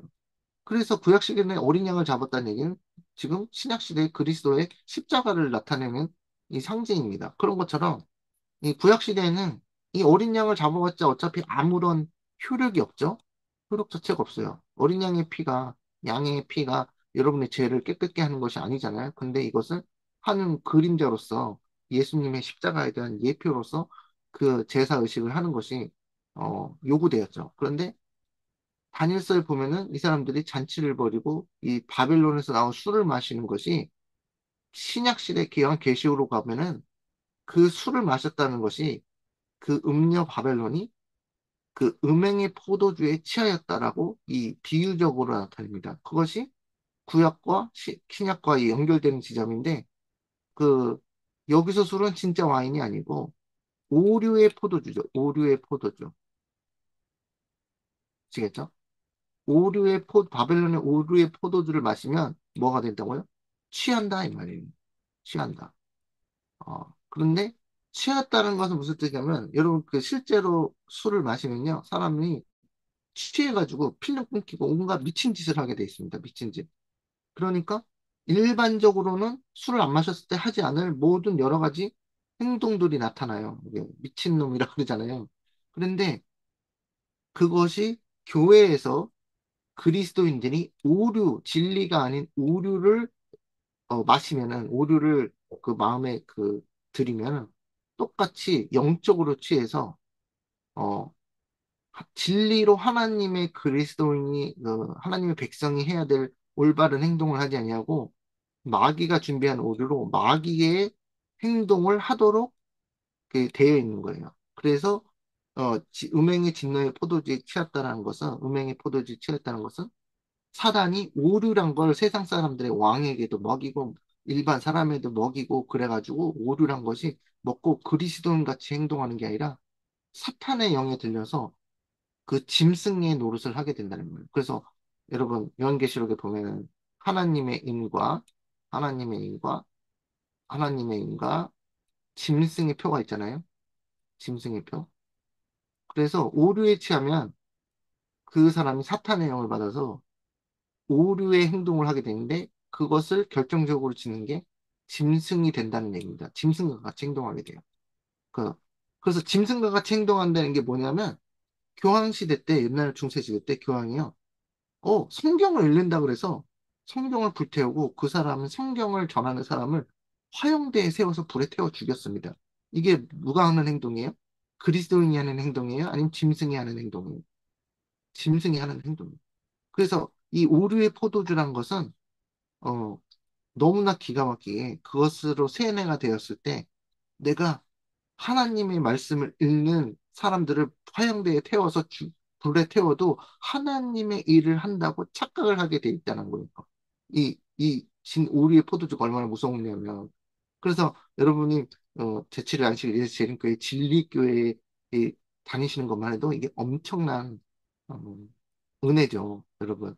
그래서 마지막 때는 또 일요일 법령이라는 것은 또 뭐 강심술이라든지 일요일 법령이라든지 영혼 불면설 뭐 여러 가지 그 바벨론의 포도주가 있는데 그것을 마시게 되면 그것을 우리가 그를 마음에 진리처럼 그걸 마음에 들이게 되면 우리가 그리스도인이 아니라 하나님의 인을 받는 하나님의 백성처럼 행동하지 않고 마귀가 원하는 짐승처럼 행동하기 때문에 뭐가 돼요? 짐승의 표가 이제 찍히는 거예요. 성품적으로. 그래서 그 바벨론의 포도주 조심하시고요. 조심하시고요. 어쨌든 보면은 술을 마시니라. 그래서 상징적으로 이 사람이 술을 마셨지만 사실은 바벨론의 그런 오류에 취하였다는 거죠. 그리고서 어떤 행동을 하냐? 바벨세살이 술을 마실 때 명하여 그의 부친 느부갓네살이 예루살렘 성전에서 탈취해온 금, 은 그릇을 가져오라고 명하였다. 그래서 있는 왕과 귀족들과 왕후들과 후궁들이 다 그것으로 마시려 함이었더라. 이날이 아주 제약의 잔이 차는 날이죠. 여기서는 이 술에 취하면 어떤 일을 하게 돼요? 신성 모독의 일을 저지르게 돼요. 성전에 있는 기명을 가져와서 그거에다가 술을 부어 마시는 거예요. 그리고 그것에 술에 취하니까 하나님께 영광을 안 돌리고 뭐예요? 그들이 술을 마시고는 금, 은, 구리, 새, 나무, 돌로 만든 신들을 찬양하니라. 그래서 하나님을 놔두고 이 세상에 있는 어떤 물건들을 경배하는. 그래서 이제 그렇게 술에 취했을 때 뭐가 나타나요? 그때 사람의 손가락이 나타나서 왕궁 촛대 맞은편 석회벽에 글자를 쓰는데 왕이 그 글자를 쓰는 손가락을 번지라. 이것은 뭐예요? 이건 무슨 내용인지 아시죠? 메네메네 대게 우바르신이잖아요.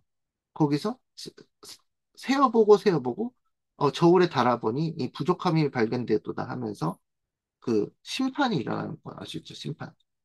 그죠? 우리도 이 하나님의 심판을 통해서 마지막 때, 예, 우리가 바벨론의 포도주에 취하있지 않으면 이 조사 심판을 우리의 성품을 달아가지고 심판에 우리 여러분도 재어보고 세어보고 나중에 저울에 재어봐서 우리의 성품이 저울에 달렸는데 거기서 부족함이 발견되지 않도록 하기 위해서 우리가 진리로 어, 거룩하게 되어야 되고 진리로 변화되어야 되는 거잖아요.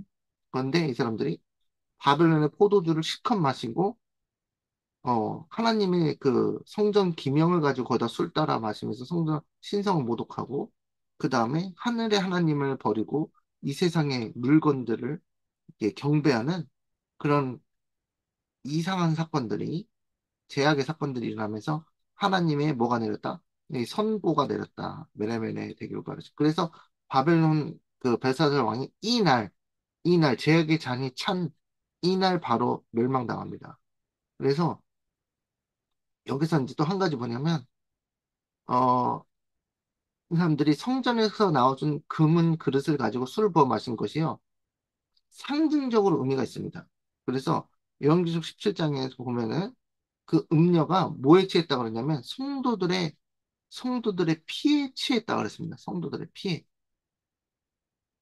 성도 그 잔에다가 성도들의 그 피를 부어서 마시는 것이 또 하나의 그 일인데, 다시 말해서 이 성전 기명에 쓰는 그릇들 있잖아요. 그릇은 이 하나님의 종을 상징합니다. 하나님의 종. 그러니까 하나님의 종을 상징해요. 그래서 그 사도 바울이 얘기한 것처럼, 사도 바울 거기에 나오는 장면처럼 그 하나님께서 그 아나니에게 그 직가라는 동네 가서 사울을 찾으라. 그러니까 저 사울 되게 나쁜 사람인데요. 그러니까는 하나님께서 뭐라고 하세요? 내가 이방 모든 백성과 방언들에게 나의 복음을 전하기 위해서 내가 택한 나의 바울이 뭐라고 그래요? 그릇, 베슬이라고 그랬단 말이에요. 그래서 사도 바울에게 하나님의 영을 부어가지고 하나님의 복음을 전하게 택한 나의 그 신성한 그릇이다.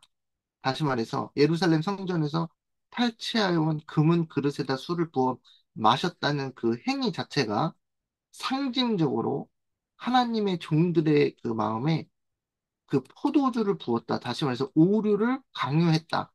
오류를 예를 들어서 어, 일요일 신성서를 지키라고 강요하는 것은 다시 말해서 상징적으로 일요일을 지켜. 우리 안식일 지키는데요? 아니야. 일요일이 맞아 하고 그 오류를 강제로 부어 마시게 한 거예요. 하나님의 종들에게. 그러니까 여러분이 하나님의 종들이잖아요. 예를 들어서 여러분에게 일요일을 강제로 지키라고 얘기하면은 그것이 바로 바벨론의 포도주를 여러분의 마음속에 부어가지고 그걸 강제로 이렇게 한 거예요. 그래서 나오죠? 그 요한계시록 17장에 그 음녀가 성도들의 피에 취하였다. 피 마시면은 취합니까? 아니잖아요. 그죠? 그래서 어 상징적으로 그것을 나타냅니다. 그래서 언제 이 바벨론 그 은혜 기간이 끝나냐면, 영적 바벨론의 은혜 시기가 끝나서 선고를 받게 되냐면 하나님의 계명을 지키는 진리를 지키는 백성들에게 강제로 바벨론의 포도주에 술을 부어서 마시게 하는, 일요일을 강제로 지키게 하는 그 일이 일어날 때 그들은 뭐예요? 제약의 잔을 채우는 것입니다. 놀랍죠? 그래서 이 구약에서 술을 부어 마셨다. 그런 것은 다 그렇게 연결되고, 또 이제 화이프인은 목사들에게 보낸 증언 434, 435페이지에 그 또 다른 이야기를 했습니다. 비슷한 얘기인데 또 그 벨사살의 죄가 반복되고 있다는 얘기를 했습니다. 벨사살은 신성 모독적인 잔치를 벌이고 있는 동안에 그가 청하지 않은 손님들이 그 자리에 있었다는 것을 알지 못했다. 하늘의 하나님께서 금과 은 기명들을 위해 쏟아붓는 찬양을 들으셨다.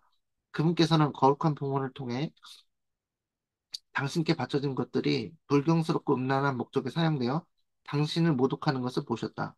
세상에 종말을 맞이하게 될 이 마지막 시대에 살고 있는 이들이 벨사살보다도 훨씬 더 큰 죄를 범하고 있다는 것은 우리 모두 울면서 받아들일 수밖에 없는 사실이다. 저 이거 보고 깜짝 놀랐어요. 아니, 그 벨사살 왕, 우리 그 이야기를 맨날 읽으면서, 야, 벨사살 왕이 미쳤구나, 드디어. 응? 드디어 자기가 이제 죽으려고 환장을 했구나. 응? 예루살렘에 기명에 가져온 그 금은 그릇에다가 포도주를 부어 마시면서 이렇게 한 것이 이게 얼마나 큰 신성 모독이냐. 나 아주 나쁜 놈이네. 아주 멸망당할 만하네. 그랬는데 화이픈이 뭐라 그러냐면 세상에 정말 마지막 시대에 살고 있는 사람들이 벨사살의 그 죄보다 더 큰 죄를 범하고 있다는 것이 사실이다라고 얘기를 하고 있어요. 깜짝 놀랐죠. 그래서 이것은 많은 면으로 가능하다. 사람들이 헌신의 서약을 통해서 자신의 모든 능력을 하나님의 신성한 봉사에 바치기로 할 때 그들이 성경 진리를 강해하는 위치에 앉음으로써 엄숙한 책임을 받아들일 때 기별을 전하는 자들을 얘기하고 있는 거예요, 지금. 벨사살이 아니라. 벨사살의 죄가 어디에서 반복된다고요? 하나님이 말씀을 전하는 사람들에게, 세천사 기별을 전하는 사람들에게 반복되고 있다는 거예요. 깜짝 놀랐죠? 하나님과 천사들이 영혼과 육체와 정신을 하나님의 봉사에 엄숙하게 구별하게 드리는 일의 증인으로서 부르심을 받으셨을 때 지극히 거룩한 직무를 수행하는 이런 인물들이 불경스러운 목적을 위해 하나님께서 주신 능력을 더럽힐 수 있겠는가? 하나님께서 고귀하고 거룩한 일을 위해 사용하고자 하는 신성한 무엇이? 그릇이 지금 활동 얘기하고 있죠? 예루살렘의 그 성전에서 그 거룩한 제사에 사용되는 그 그릇은 하나님의 말씀을 전하는 기별자들이라고 얘기하고 있는 거예요, 지금 바이블이. 근데 그 그릇을 가져왔는데 그 그릇에다 술을 부어 마시는 그 죄가 뭐예요? 하나님께 바쳐진 신성한 그릇으로서 저열한 정욕을 충족시킬 목적으로 그 드높은 지배하는 영역에서 질질 끌려 나가야 하겠는가? 이것이야말로 가장 크게 품위를 떨어뜨리는 우상숭배가 아니겠는가? 그래서 신성한 그릇이 된 우리가 우리의 마음속에 온갖 잡다한 것으로 채워넣을 때 그게 바벨론의 포도주를 부어 마시는 것과 같은 것이다.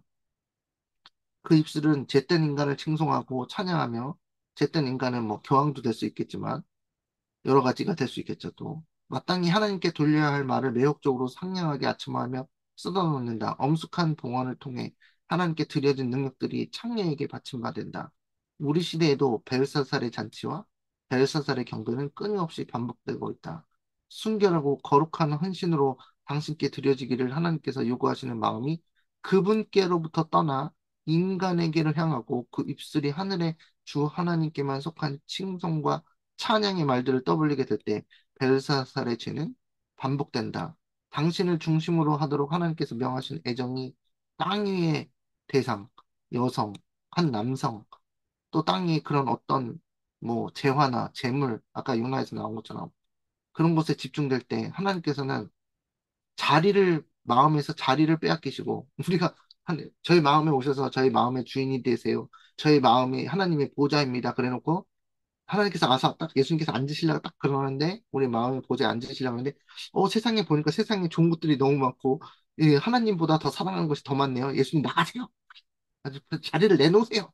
그리고 다른 것들로 딱 채워놓을 때 그게 벨사살의 죄라고요. 우리가 벨사살 막 왕을 욕하고 욕은 안 했지만 약간 그 죄를 많이 졌네 하면서 심판받아 마땅하네 그렇게 생각했는데 그 선지자는 뭐라 하냐면 우리가 그런 죄를 벨사살의 신성 모독의 죄를 우리 스스로 어, 죄를 반복할 수 있다라고 얘기합니다. 하나님께 엄숙하게 봉헌된 능력들은 죄로 덮여진 한 인간에게 쏟는 바 된다. 한때 하나님의 형상을 지녔지만 불순종과 죄로 잃어버린 바 된 남녀들을 하나님께서는 정욕을 인하여 썩어져가는 이 세상의 것으로부터 벗어나서 하나님의 성품에 하나님의 아가페 성품에 참여하는 자가 되게 하심으로 다시 한번 회복하고자 하신다. 그랬죠? 그래서 덕기 그 벨사살의 왕의 그 스토리가 벨사살 왕의 죄가 이 시대에도 반복된다는 그 해석을 화이트이 이제 선지자가 그걸 적었습니다. 화이트이 이렇게 말해요. 나는 하나님 말씀을 취급하는 목사들에게, 기별자들에게, 뭐 선교사들에게, 뭐 전도자들에게, 우리 모두죠. 뭐 목사님들에게만 해당되겠어요? 여호와의 기구를 매는 자여 스스로 정결케 할지어다라고 당부한다. 여호와의 기구. 여호와의 기구를 뭘 매요? 혹시 뭐 법궤 매지 않나요? 법궤?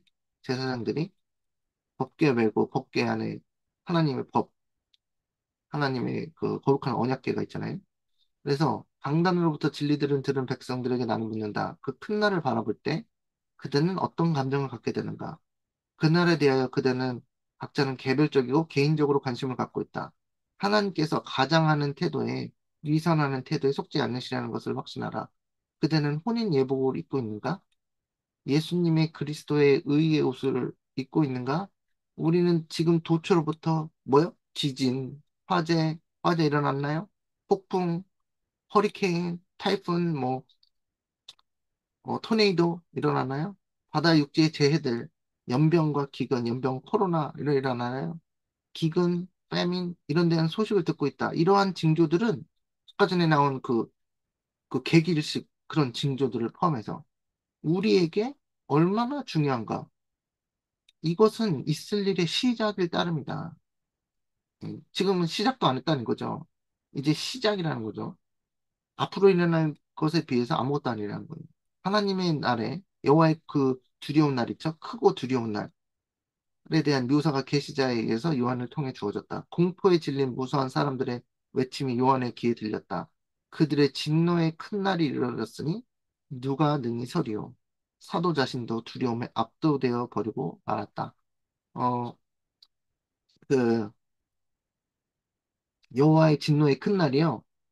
굉장히 우리가 여러분께서 보신 적도 없고 당하신 적도 없는데 그날이요.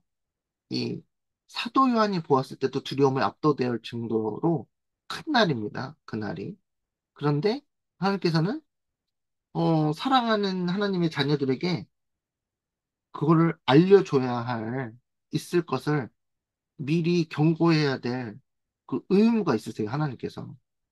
만약에 그거를 너네들은 그 모르고 있다 갑자기 확 당해봐라 이렇게 하신다면 그게 하나님의 사랑의 성품과 배치가 되기 때문에 하나님께서 세천사 기별이라는 그 기별의 형태로 그 무서운 날에 대한 경고가 들어가 있어요. 그래서 세천사 기별을 들은 사람은 처음에 다 무섭다는 생각을 할까요, 안 할까요? 무섭다는 생각을 다 자연스럽게 하게 돼 있습니다. 그래서 하나님을 두려워하며 그에게 영광을 돌리라는 그 말씀이 첫째 천사의 기별에 이미 들어가 있어요. Fear God and give glory to Him. 그랬단 말이에요. 그런데 그것이 하나님께서 너네들 내가 무서웠으면 좋겠다. 너네들 살면서 응? 좀 무서웠으면 좋겠다. 그런 일부러 그런 게 아니라 마지막 날에 실제 사단이 우리를 하늘나라를 못 가게 하려고 짐승의 표를 받게 하려고 애쓰는 그 무시무시한 일을 여러분은 우리들에게 알려주지 않으신다면 그게 하나님께서 어 하나님 성품의 사랑의 성품이 맞지 않기 때문에 하나님께서 우리를 사랑하시고 우리가 뭐 놀라서 공포에 뭐 덜덜덜 떠는 거를 보고 싶지 않으심에도 불구하고 앞으로 일어날 그 무시무시한 경고를 안 해주셨다면 우리가 갑자기 맞이한다면 나중에 가서 하나님 왜 이런 거 안 알려주셨어요? 이런 거 알려주시지 않았기 때문에 제가 준비 안 한 거 아닙니까? 라고 말할 수 있잖아요. 그래서 하나님께서는 그 예언적인 프로페팅 메시지, 프로페팅 메시지, 그 예언적인 기별을 통해서 세상에 일어날 무서운 사건들의 징조들을 우리에게 보여주시면서 우리에게 사랑으로 권고하시고 계시다. 그겁니다. 권고. 그래서 이러한 경고의 말씀이 우리의 마음이 좀 두렵고 무섭게 될지라도 하나님께서는 아예 경고를 안 하고 갑자기 그 날을 맞이하는 것보다는 나은 것이니까. 그래서 우리의 경고의 기별이 세천사 기별을 통해서 주어지고 있으면서 어떻게 보면은 하나님의 그 기별 복음은 어 좋은 소식이어야 되는데 이렇게 무서운 소식이에요라고 마음에 안 들 수도 있겠지만 사실은 오히려 그 무서운 사건에 대해서 경고해주고 충분히 경고해주고 아, 자세하게 예언적인 기별을 통해서 알려주는 게 오히려 하나님의 사랑이다. 그죠? 그죠? 그래서 이 세천사 기별 중요하다 말씀드릴 수 있겠습니다. 어, 1시간 반이 됐는데 빨리 끝내야 되겠네요. 자, 여기는 짧게 하도록 하겠습니다. 수요 소재 그 유브라테스 강물이 마름 그 요한계시록 16장 12절을 보면은 또 여섯째 천사가 큰 대접을 큰강 유브라데 소돔의 강물이 말라서 동방에서 오는 왕들의 길이 예비되었더라. 어, 이 고레스랑 그 목요일 소재 고레스랑 연결된 건데요. 그 여기 그 목요일 소재 보면은 기름 부음을 받은 종 고레스가 이 제목인데 이 그 고레스가 예루살렘을 중건하라는 영을 내린 그 첫 번째 왕이죠. 페르시아의. 근데 고레스가 그 하나님께서 기름을 부어주시면서 그 예루살렘의 그 바벨론에 있던 그 하나님의 백성들을 해방시켜주는 역할을 했다는 의미에서 이 그리스도의 그 상징으로 나타났다. 그겁니다. 그래서 여기 보면은, 어, 기품에 대하여 이르기를 마르라. 내가 네 강물들을 마르게 하리라 하며, 고레스에 대하여는 이르기를 내 목자라. 하나님께서 고레스한테, 고레스는 이방 왕이거든요. 페르시아에. 어, 이사야 44장의 말씀에 고레스는 내 목자야. 응? 셰플드야. 나의 셰플드야. 응? 내 백성의 셰플드야. 목자야. 그가 나의 모든 기쁨을 성취하리라 하며 예루살렘에 대하여는 이르기를 중건되리라 하며 성전에 대하여는 내 기초가 놓여지리라 하는 자니라. 그래서 그 교과에 보면은 고레스는 그리스도께서 당신의 교회를 위해 재림하실 때 일어날 일을 예표한다. 그래서 보면은 아까 전에 여기 읽었죠? 그 유브라데 강의 소돔에 강물이 말라서 동방에서 오는 왕들의 길이 예배되었더라. 어, 그 고레스와 그 다리오와 그 연합해서 메드페르시아 연합군이 바벨론이라는 그 성이 있었는데 그 굉장히 그 공략을 할 수 없는 완전한 수비 시스템을 갖춘 바벨론이라는 그 성이 어 얼마나 좋으냐면 유브라다 강이라는 그 강줄기가 바벨론 성 밑으로 지나가게 돼 있었어요.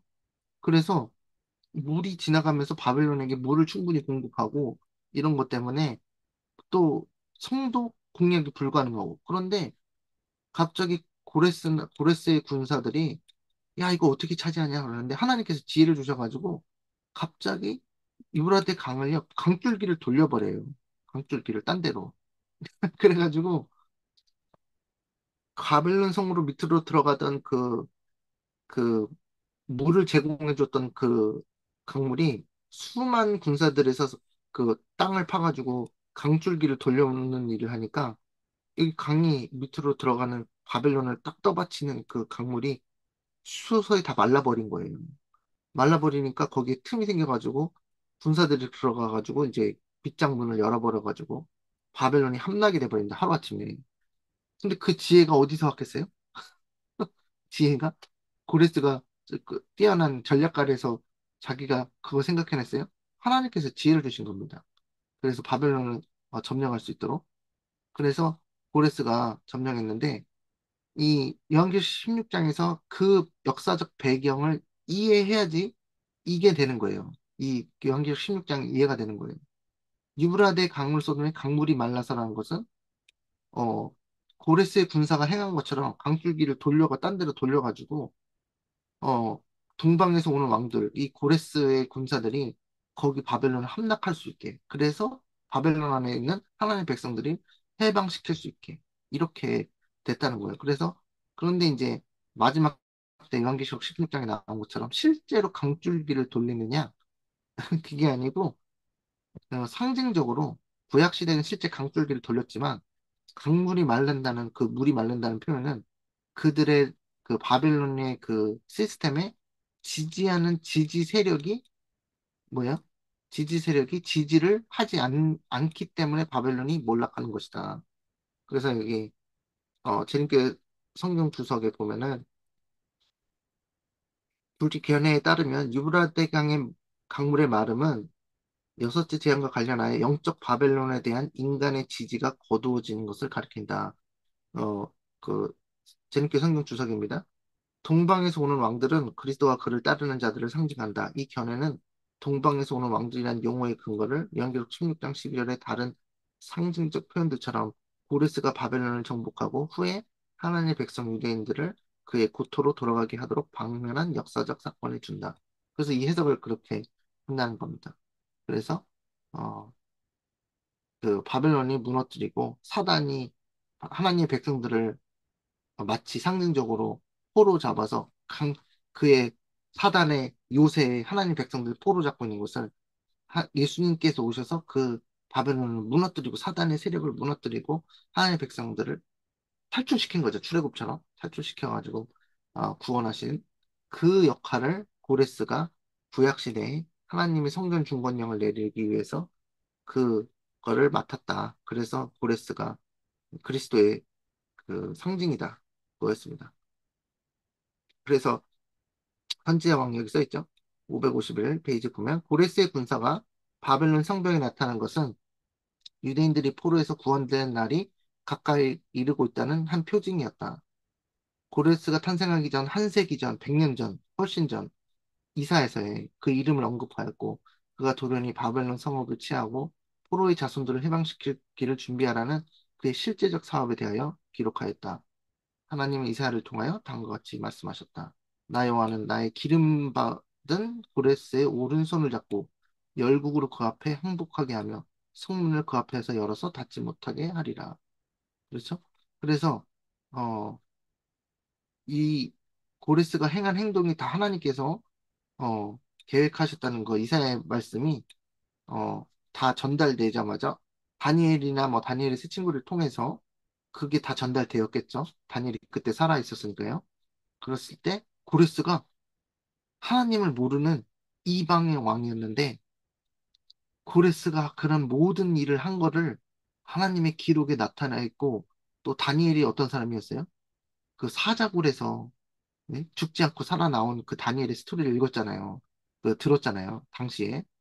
그러니까 다니엘이 하늘에 계신 하나님의 그 거룩한 종의 그 전달한 그 기별에 감동을 받아가지고 뭘 해요? 야, 하나님의 말씀에 너의 성전을 지으러 돌아가라 하더라. 하나님께서 나에게 기름을 부어서 나를 왕을 삼으시고 나에게 이런 일을 시키셨다 하니까 이게 사실은 굉장히 어마어마한 사건입니다. 그렇죠? 그렇죠? 그래서 그래서 그것에 얼마나 크게 감동을 받았냐면 고레스가요 자신의 그 왕의 그 보화 창고를 열어서 예루살렘으로 돌아가는 데 필요한 그 재물, 재화를요, 왕의 보고를 열어서 다 제공을 해줘요. 그죠?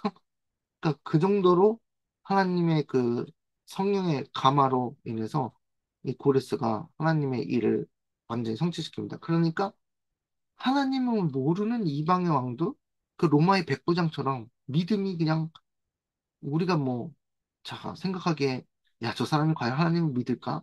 이랬는데, 이 고레스 같은 그, 그 왕이 그 하나님의 영의 감동을 받고 하나님의 말씀에 감동을 받아서 그렇게, 하나님의 일을 성취할 정도니, 우리 하나님을 믿는 사람은, 믿는다고 공언하는 사람은 얼마나 어, 더 받을 수 있겠어요. 그렇죠? 얼마나 더 많이 성취할 수 있겠습니까? 그래서 이 기이한 이스라엘을 통틀어서 이러한 믿음은 처음 보았다. 말씀하신 로마의 백부장처럼 이 고레스 왕도 참 대단한 사람이다. 진짜 1인자, 나라의 1인자고 그 왕이 참 하나님의 그 은혜의 역사를 받아가지고 어, 그런 일을 했다는 것이 놀라울 뿐입니다. 그래서 여기 보면은 강물을 돌린 후 하상을 따라서 강물 돌렸다고 나오죠. 하상을 따라서 들어가 안전에 부주의하고 문방비 상태로 열어둔 안의 문들을 통하여 바사의 정복군이 예기치 않게 바벨론의 수도 한복판을 뚫고 들어감으로써 유대인들은 저희 압박자들이 돌연히 멸망할 것이라는 이사야의 예언이 문자 그대로 성취되는 충분한 증거를 보았다. 이 일이 그들에게 하나님께서 그들을 위하여 열국의 사건들을 뭐예요? 조종하고 계신다는 현저한 표징이 되어야 한다. 여러분, 여러분 지금 그렇게 된다고 생각하세요? 지금? 지금도? 전 궁금해요. 지금 열국의 그렇죠. 사건들, 네. 미, 중국, 러시아, 뭐 어디 그런 나라들 있잖아요. 그런 나라들의 그 왕들을 하나님께서 하나님의 목적에 조종하고 계신다는 것을 여러분 믿으세요? 아멘. 그랬으면 지금도 그래야 되는 거거든요. 음. 이거 어마어마한 겁니다. 그래서 우리가 생각하기에, 야, 뭐, 저 나라, 뭐, 큰 나라의 대통령들이 뭐 하나님을 제대로 믿겠어? 뭐, 하나님의 뜻에 성취하겠어? 이건 고레스 같은 경우는 이스라엘의 왕이 아니에요. 고레스는 메드 페르시아, 하나님을 모르는 음, 이방의 왕이에요. 그런 사람들이, 왕들이 뭐가 부족해가지고 하나님을 이렇게 믿을 것인가, 마지막 때. 전 진짜 솔직히 되게 기대가 되는 게 이 세상의 열국의 어느 왕이 이 고레스처럼, 응? 뭐 고레스처럼 아니더라도 하나님의 영에 감동이 되어서 하나님의 목적을 달성할까. 그런 일이 충분히 있을 수 있다고 생각하면, 와, 여러분, 하나님께서 열국을 조종하고 열국의 사건들을 제어하고 계신다는 것을 어, 믿으시기 바랍니다. 음. 아멘. 진짜 우린 몰라요. 로마의 백부장이 누가 될지 모릅니다. 로마의 백부장 솔직히 생각해 보시면 로마라는 나라가 뭐예요? 거의 그 짐승이잖아요. 무시무시한 짐승 음, 상징하는 그 나라의 백부장이었잖아요. 그러니까 이게 뭐 천주교든 뭐 일요일교회든 어느 교회든지 뭐 공산주의의 나라 뭐 중국이든 소련이든 뭐 러시아든 누가 어느 나라 왕이 어떻게 될지 하나님만은 아십니다. 하나님께서 아십니다. 그래서 어떻게 또 하나님의 영에 감동시켜서 그들이 하나님의 그 요구하시는 그 목적을 이방인들의 왕들이 또 하나님의 사업을 하는데 도움을 줄지 모른다는 겁니다. 그래서 우리가 고레스까지 봤는데 역대하 36장 22절 바사의 페르시아의 고레스 왕 원년에 첫 해에 여호와께서 예레미야의 입으로 하신 말씀을 이루시려고 예레미야의 말씀하신 말씀이 뭔데요? 예레미야 25장 12절 보시면은 예루살렘의 황폐함이 70년 만에 마치리라는 그 예언이 있어요. 하나님께서 70년에 마치리라고 딱 못을 박아놨어요. 그러니까 예수님께서는 다 계획이 짜여져 있다는 거예요. 그래가지고, 어, 여호와께서 바사의 고레스 왕의 마음을 감동시키심에 하나님께서 감동시키면 감동이 돼야 안 돼요. 아멘, 됩니다. 예. 그온 나라에 공포도 하고 조소도 내려 이르되 바사왕 고레스가 이같이 말하노니 하늘의 신 여호와께서 세상 만국을 내게 주셨고 나에게 명령하여 유다 예루살렘의 성전을 건축하라 하셨나니 너희 중에 그의 백성된 자는 다 올라갈지어다. 너희 하나님 여호와께서 함께 하시기를 원하노라 하였더라. 여기서 보면요. 그 다니엘의 그 사자굴 사건이 다니엘 수 6장인데 거기 나오는 그 메대 사람 다리오 왕이요. 그 사자굴 사건 이후에 바로 그 죽어버립니다. 일찍 그래서 다리오가 그 다니엘서 5장에 그 발사살 왕을 그 몰락시키고 왕이 될 때가 62세라 그랬거든요. 62세인데 고레스 왕이 올라오기 전이 2년 전이에요. 그러니까 갑자기 다리오가 야, 너 이제 잠들어라. 이제 고레스가 이제 등극해야 돼. 하나님께서 왕을 패하시고 왕을 세우신다니까요. 근데 그게 하나님의 그 계획의 목적에 따라서 왕을 세우시고 패하시는 거예요. 다리오가 더 살아도 더 살 수도 있는데 다리오 너 이제 잠들어라. 왜냐면 고레스가 일어나서 내가 예언한 대로 70년이 차는 해에 그 예루살렘 중건한 영을 내려야 되거든. 그래서 다리오가 바로 잠들어 버리고 바로 고레스 왕이 등극해서 뭐예요? 하나님의 영에 감동이 돼가지고 건설하라. 성전을 재건하라는 영이 일어납니다. 하나님의 이 세상의 모든 열국의 그 사건들이 우리가 생각하는 대로 되진 않을지언정 반드시 하나님께서 마지막 때에도 왕을 세우시고 왕을 폐하시면서 하나님의 목적에 맞게 사용하신다는 거. 그거 제가 다니엘서를 공부하면서 깨달은 건데, 그게 이제 엄청나게 그 큰, 어, 소름 끼치는 사실이죠. 그래서 여러분들도 그렇게 생각하세요? 진짜 예전에는 제가 아멘. 하나님께서 이 세상 역사를 음, 별로 관여하지 않으시는 줄 알았어요. 옛날에. 그런데 그게 아니라는 거. 그게 아니라는 거. 이 세상 열국에 일어나는 왕을 세우시고 폐하시고 하는 것들이 다 하나님의 주관 아래서 하나님의 그 계획하신 목적을 달성하기 위해 일어나는 일들입니다. 그래서 음, 정치적으로 누가 왕이 되고 누가 대통령이 되고 누가 저거 되고 별로 그렇게 우리의 그 의견이 중요한 게 아니에요. 그죠? 예. 그래서 음, 이렇게 뭐 개신교들은 뭐 우리나라에서 뭐 대통령 누가 돼야 되니 누가 돼야 되니 난리를 치는데 그 사람들이 뭐 착각하고 있는 게 뭐냐면 하나님이 알아서 세우시고 알아서 폐하십니다. 그걸 아셔야 돼요. 하나님께서 세우시고 마음에 안 드시면 폐하시고 하나님의 목적을 이루십니다. 음, 그래서 우리는 뭐 하나님께서 알아서 어련히 하나님의 왕을 하나님께서 원하시는 왕을 세우시고 폐하실 것을 어, 다 믿고 계시면 됩니다. 하나님께서 목적을 달성하시니까요. 하나님은 다니엘이 사자굴에서 구원받은 사실이 고레스 대왕의 마음에 좋은 인상을 주도록 하셨다. 이것까지도 계획하셨어요. 다니엘이 음, 믿음으로 사자굴에서 그 믿음으로 승리한 것을 고레스의 마음에 감동을 시키도록 계획하셨다는 거예요. 그러니까 다니엘이 믿음으로 한 사람이 믿음으로 쓴 일을 하나님께서 그 사용하셔서 하나님의 능력을 나타내셔서 고레스가 야, 그 바벨론에 있는 그 다니엘이라는 사람이 있는데 그 히브리 사람인데 하나님을 믿는 사람인데 그 사람이 사자굴에 들어갔는데 살았다며 그게 엄청난 쇼킹한 뉴스였던 거예요. 그래서 와 하나님이 이란 분이 계시구나. 그 영향력을 미쳤어요. 다니엘의 그 믿음의 그 음, 사람이. 그래서 성경 지명의 능력이 있는 정치가로서 하나님의 사람의 훌륭한 특성이 바사의 통치자로 하여금 특별한 존경심을 나타내고 음, 그의 판단을 높이게 하였다. 그래서 다니엘이 여기 나오죠? 그리고 하나님이 예루살렘의 성전을 재건하게 하리라고 말씀하신 바로 그때 하나님은 고레스로 하여금 다니엘이 잘 알고 있던 자신에 관한 예언을 깨닫고 다니엘이 이사야를 착 갖다 펼쳐주면서 이사야 44장 45절 보세요. 당신의 이름이 나와 있습니다. 그리고 당신은 하나님께서 이 바벨론을 멸망시키도록 하나님께서 다 인도하셨습니다. 그냥 하나님의 성령의 능력이 확 역사 굉장히 어메이징하죠 이게 어마어마하죠. 예. 그래서 와 고레스가 웃기고 있네 하는 그런 사람이 아니었고 진짜네.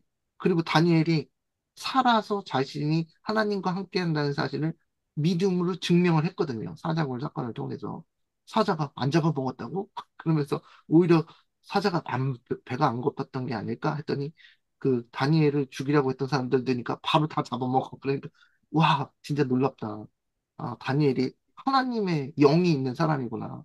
그러니까 그 하나님의 영이 존재하는 그 다니엘을 그 존경하면서 존경심을 나타내면서 다니엘이 하는 한마디 한마디 말씀이 하나님의 전하는 말씀에 귀를 기울여서 그가 하나님의 명령하신 바를 수행했다는 겁니다. 놀라운 거죠. 그리고 옛날에도 그랬다면, 2500년 전에도 그랬다면, 2600년 전에도 그랬다면, 지금도 똑같이 다니엘과 같은 사람이 있어서, 뭐, 다니엘 새 친구 같은 사람이 있어서, 하나님의 영을 받은 사람과 하나님께서 이 세상의 왕들과 연결시켜서 그들이 하나님의 말씀을 들을 수 있도록 하신다는 거. 음. 하나님의 음, 스케일이 보통이 아니시죠? 예. 음, 음, 하나님은 더 위대한 왕이십니다. 스케일이 더 크다 그랬는데 하나님은 우주의 왕이시고 이러한 일을 충분히 하실 수 있다. 그런데 다니엘과 같이 하나님의 영에 감동되고 하나님의 어, 그 사업에 헌신한 사람이 되면 우리도 뭐 물론 뭐 다 그렇진 않겠지만 우리가 영향력을 끼칠 수 있는 범위 내에서 하나님의 성령에 감동되어서 우리가 생활할 때 우리가 이러한 영향력을 하나님의 영의 감동을 다른 사람에게 미칠 수 있다라는 놀라운 사실입니다. 그래서 이 교과 아멘. 음, 세계 생보다도 훨씬 더 오래 했는데 죄송합니다. 그래서 이 교과의 제목 마지막 날에 일어날 사건들을 구약에 있는 스토리를 통해서 조명해 보는 시간을 가졌는데 이- 그래서 이게 예언입니다. 다니엘서와 요한계시록만 예언이 아니고 거기에 나오는 역사, 히스토리 이런 사건들, 에피소드 이런 것들이 전부 다 예언적인 상징으로 미래를 우리가 사는 미래를 비추는 비치고 이것이 하나님의 말씀의 놀라움이죠. 그래서 하나님 음, 말씀고 예언이고 이번 교과로서 끝나지만은 또 그래도 열심히 연구하시는 저와 여러분 되시길 바라면서 교과를 마치도록 하겠습니다. 감사합니다. 아멘. 기도해 주세요. 감사합니다. 기도할게요. 기도해 주세요. 하늘에 계신 하나님 아버지 또 저희가 이 예언에 관한 교과를 공부를 하도록 도와주시니 감사합니다. 아멘. 교과 공부를 하면서 항상 저희가 하나님 말씀의 경외로움을 느끼는 것은 하나님의 말씀에는 항상 능력이 있고 하나님 말씀에는 또 예언하는 능이 있어 앞으로 일어날 이런 징조들과 사건들을 저에게 알려주시고 또 그 예언의 말씀의 능력을 통해서 우리가 경각심을 가지고 또 혹시 저희가 영적으로 잠자고 있었다면 다시 저희를 깨워서 각성시키는 능력이 있음을 깨달았습니다. 또한 어, 성령의 구약의 사건들을 통해서 마지막 날에 있을 사건들을 조명할 수 있다는 하나님의 말씀은 시대를 초월해서 항상 우리가 또 특히 마지막 때 살고 있을 때 우리가 어떤 시대에 살고 있으며 또 우리가 또 다니엘과 같은 믿음으로 또 충성된 헌신으로 저희가 얼마만큼 저희가 하나님의 진리에 우뚝 서 있고 또 하나님의 뜻대로 성화될 때 하나님께서 저희를 도구로 사용하셔 평화의 도구로 사용하셔 심지어 이방에 있는 나라의 왕들까지도 하나님의 어, 하나님의 능력을 증거할 수 있고 또 그들이 또한 예상치 못하게도 하나님의 영에 감동되어 또 하나님께서 쓰실 수 있는 하나님의 도구가 될 수 있다는 이 놀라운 사실, 이 열국의 세상이 이 사단의 일을 많이 일으키고 세상을 타락시키고 있지만 여전히 하나님께서는 이 세상의 왕들을 붙잡으시고 또 이 세상에 이런 일어나는 모든 사건들을 주님께서 주관하시며 하나님의 뜻대로 맞게 어, 이 세상 역사를 이끌고 계신다는 사실을 배웠습니다. 저희가 마음에 그러한 하나님의 능력과 하나님의 은혜를 깊이 음, 새기고 이 마지막 때 믿음으로 굳게 설 수 있도록 인도하여 주시옵소서. 음. 예수의 이름으로 기도드렸습니다. 아멘.